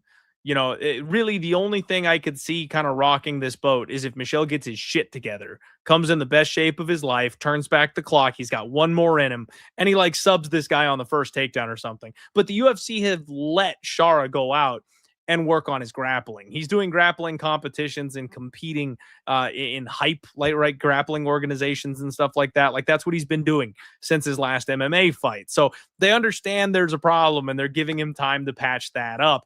I don't think he has to worry enough about it that Michel can grapple for 15 minutes. I don't think he's got the cardio anymore to grapple for 15 minutes. So as much as I hate to say it, I would love to cash a ticket fading Shara. It's just not going to happen. I think he wins this fight kind of any way he wants to. Yeah, I mean, I don't feel very strongly about this except to say, like, I'm just not really in the Michel Pereira business. Like, you know, I feel like the guy's been putting forth very lethargic efforts, being walked backwards, not showing enough resistance. I think, to your point, like, the path here is to just grapple aggressively. Like, Shara's been grappling, with all due respect, guys that are like 155 pounders in the UFC. So, like, fair enough. You know, Michel Pereira, you know, got out grappled by Tristan Connolly once. So nothing is above reproach, but he got 3 takedowns on Nico Price and these other guys back in the day. It's just that he doesn't really do that very often now. And Zach Reese is like a guy with no takedown defense, really. He just has guard submissions and stuff. Like Eli Aronov took him down instantly into an armbar. You know, Zach Reese doesn't really defend the takedown, right? He really is aggressive hunting submission. So yeah, I kind of feel like in this fight, like, we're going to see a lot of the same things we always see from Shara, which is trying to keep long kicks, you know, in front of his opponent to keep them away. And if he does get off balance, it'll probably be on a caught kick that like runs him backwards towards the fence. I could see him making like a critical mistake in the grappling and getting finished. But other than that, like, I agree with you that, like, I've talked about this before where I see fights where most of the win equity for somebody is a submission. And that's kind of how I feel here is like, I don't think Michel is going to do a ton to get the judges on his side, except for maybe try and wrestle. And to your point, doesn't normally do that well for 15. So what can he do is he can hurt guys and jump on their neck, and he can just be opportunistic with his athleticism. When he choked Zelim Imadaev, I think it was like a no hooks rear naked choke. He just squeezed the shit out of him, right? So I don't think that there's going to be some great technical sophistication from Pereira, but if he has a frenetic grappling exchange while they're fresh early, I think that's kind of his path, you know? But otherwise, I feel like Shara's striking is just better and more consistent. That's the one thing he can do, man. He is a good striker. So I'm with you 1000%. And this, like I said, this is match made very well for Shara Bullet to get a win. Main event of the evening, ladies and gentlemen. Rafael Fiziev comes on back and he takes on Manuel Torres in a pick'em for your main event, and I have seen the takes flying online already, Liam. This is a very hotly contested fight, and the people are extremely divided on this fight, and I freaking love it. So Rafael Fiziev, I always do the H. He's not Brazilian. He's not Rafael. He is Rafael. 13-5. He's 33 years old. He is the striking coach out at Tiger Muay Thai. He has fallen on tough times. He's 1-4 in his last 5 fights, but he's been fighting the best of the best, right? Literally, Gaethje twice. He fought Mauricio Ruffi. He fought Matheus Gamrot. The one win was Ignacio Bahamondes. I will say we've seen Ignacio Bahamondes now drop the ball against kind of this exact body type, right? A couple of times already at this point. His wins, Rafael dos Anjos back in the day, Brad Riddell. So other guys that are about his size, that short, squat, tanky style, he seems to be able to handle that. Other guys that want to bang it out, he seems to be able to handle that. But he struggles with some of these guys that are just a slightly higher level than him.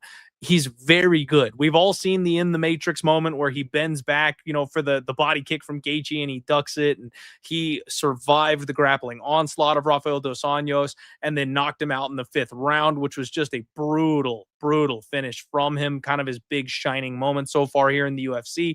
He needs to get on track if he's going to do anything here, Liam. He kind of needs to do it and do it now if he's gonna.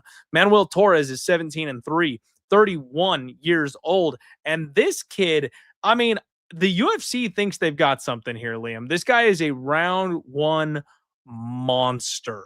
Every single fight in his UFC run so far has been finished inside the first, including his knockout loss to Ignacio Bahamondes. It was a first guy to land type of fight, and Ignacio just got to the button a little bit faster. I think that reach made a difference, and he wasn't quite ready for it. He's bounced back against guys like Drew Dober and Grant Dawson. One of my big regrets in my life was not just hammering this man against Grant Dawson. Another one, Liam, where I chickened out. I called it. I talked about it.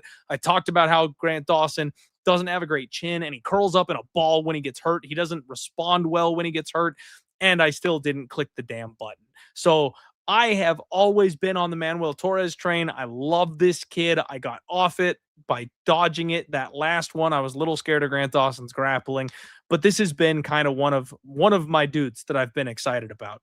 Now we've got a pick 'em price tag, and it's really interesting because it's age versus beauty, right? It's the shorter, stockier veteran with the lifetime of skill versus the taller, longer, younger man who just wants to go out there and have a blood and guts round 1 and see who falls over first. And it's pick your poison, Liam. You can argue both sides, I think, very intelligently. The winner is going to look minus 500. I don't think this is going to be an extended battle. Rafael's either going to show this kid what's what in the striking, or Manuel Torres is going to be too big to handle, and he's going to flatline another veteran and probably call for a title shot after this one, right? Like, what else are you going to do if he keeps taking people out in the first round? I do worry a bit the way we've seen Rafael Fiziev take damage recently. The 2 wars with Justin Gaethje, that's going to take years off your life. And then I know Ruffy is Ruffy, but getting knocked out by that dude as well in a couple of years span, that is a lot of damage to take. And then if you're going to take truck shots from Manuel Torres, people think Justin Gaethje was putting bricks in his gloves. Somebody check this kid on the walkout, because the way he hits, it's insane. I lean with Torres, Liam. I understand that he's at the experience deficit. I understand that he is not going to be the more technical of the 2 strikers in there. Experience means a lot, but this is a young man's game. And when you've got the size and you've got the youth and you just hit harder, I tend to think that's probably going to be what wins out at the end of the day. Again, I understand this is a guy that could get countered and clipped, and his chin isn't everything you'd want it to be, so he might get knocked out himself. I don't know that I'm going to bet this fight.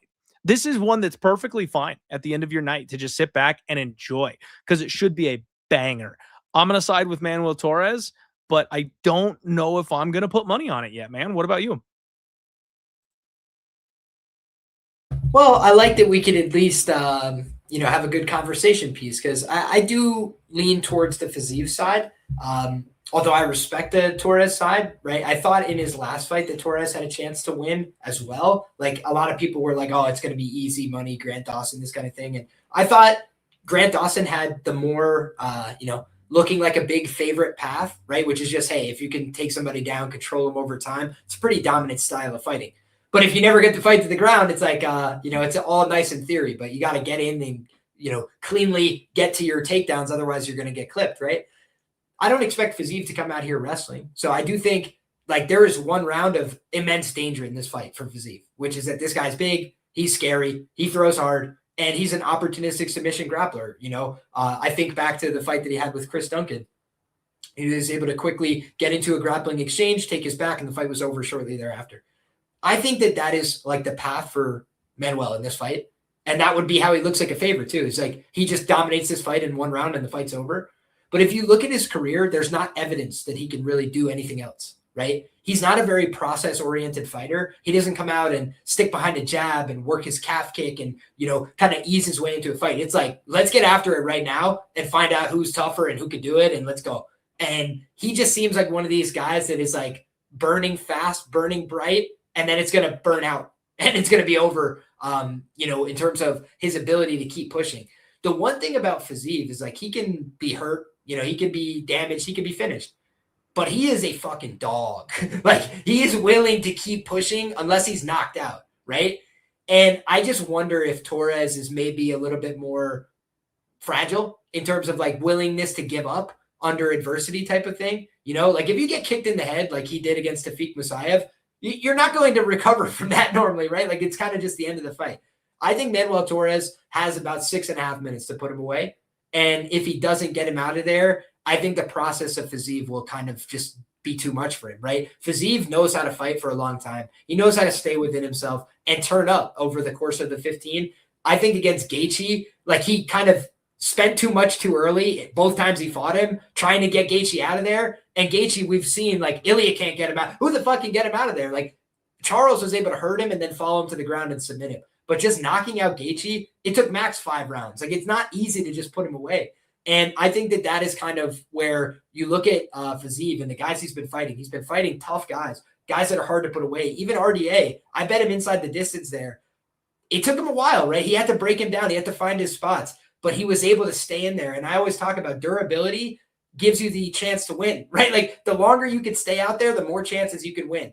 And I do think that the more durable fighter is Fiziev. Even though both these guys can be clipped and hurt, I think that he's a little bit more durable. I think he's got a little bit better process. So I lean towards him being favored, but I don't feel so strongly. I don't think he should be a massive favorite. I kind of lean towards Fiziev minus 150. That would be my gut on this one. And I'll do more tape, but just because if I don't think if I think that you're kind of screwed in a goes to round 3 scenario, it's just it's hard for me to get behind that at chalk.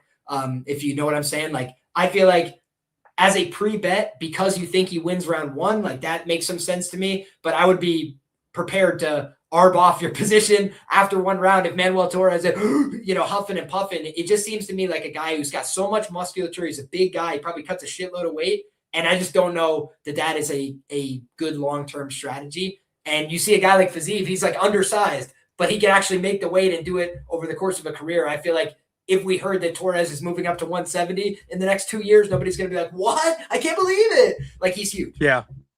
Yeah, he's massive. No, completely get that take, Liam. Dude, this is a really fun card. Thank you very much for joining me this evening. We've got almost 400 of you live across all platforms right now. Thank you guys so much for tuning in. Hit that like button. We've got 2 hours of pure fire content for you here, breaking down this awesome card. Make sure you're checking out my boy Liam and my friend. Thank you again for joining me on the show. If you've got a show coming up later in the week, sponsors, your stuff, whatever, feel free to go ahead and let the people know where they can find more of you and support your stuff.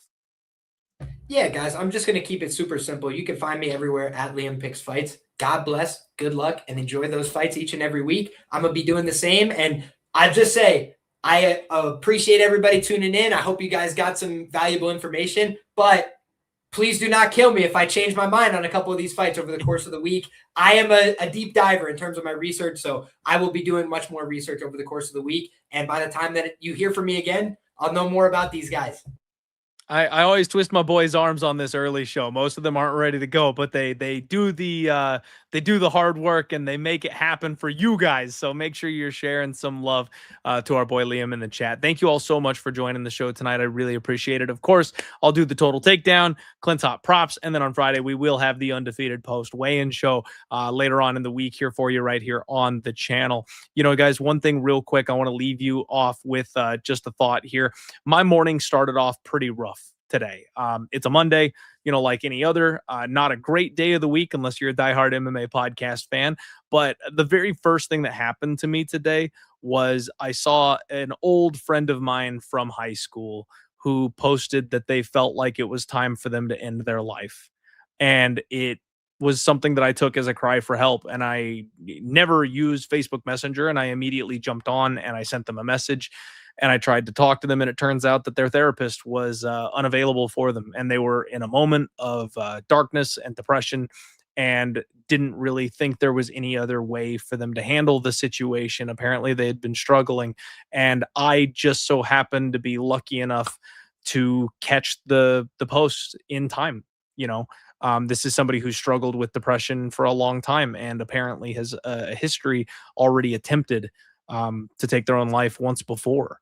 And I jumped on my phone and I didn't pay attention to work for a good hour and a half because I basically stayed on with them until I was sure somebody else was going to be able to get to them. And I say this not because I'm looking for, you know, attention or congratulations or pats on the back, but because you never know when people are struggling. You know, people you love, some of the best people in our lives. Everyone's got battles that they're facing and everyone's going through stuff, and times can get really tough right now. You know, just please get help. You know, if you're that person, if you're struggling, if you're dealing with something, if you feel like there's no way out, I promise you there's resources. I promise you there's people who will listen. I promise there's people who will take you seriously and who will hear you. You just have to be willing to take that first step to go and get some help. So don't do anything drastic. Please, if you're ever in a moment like that, it is not weakness to ask for help. So just please keep that in mind. I want to thank you guys one more time for tuning into the show. We will see you throughout the week for the rest of the MMA betting content. I hope you guys crush this week, whether you tail or fade, fan or hater. I appreciate you guys. Have a wonderful week. Love you guys. Let's roll.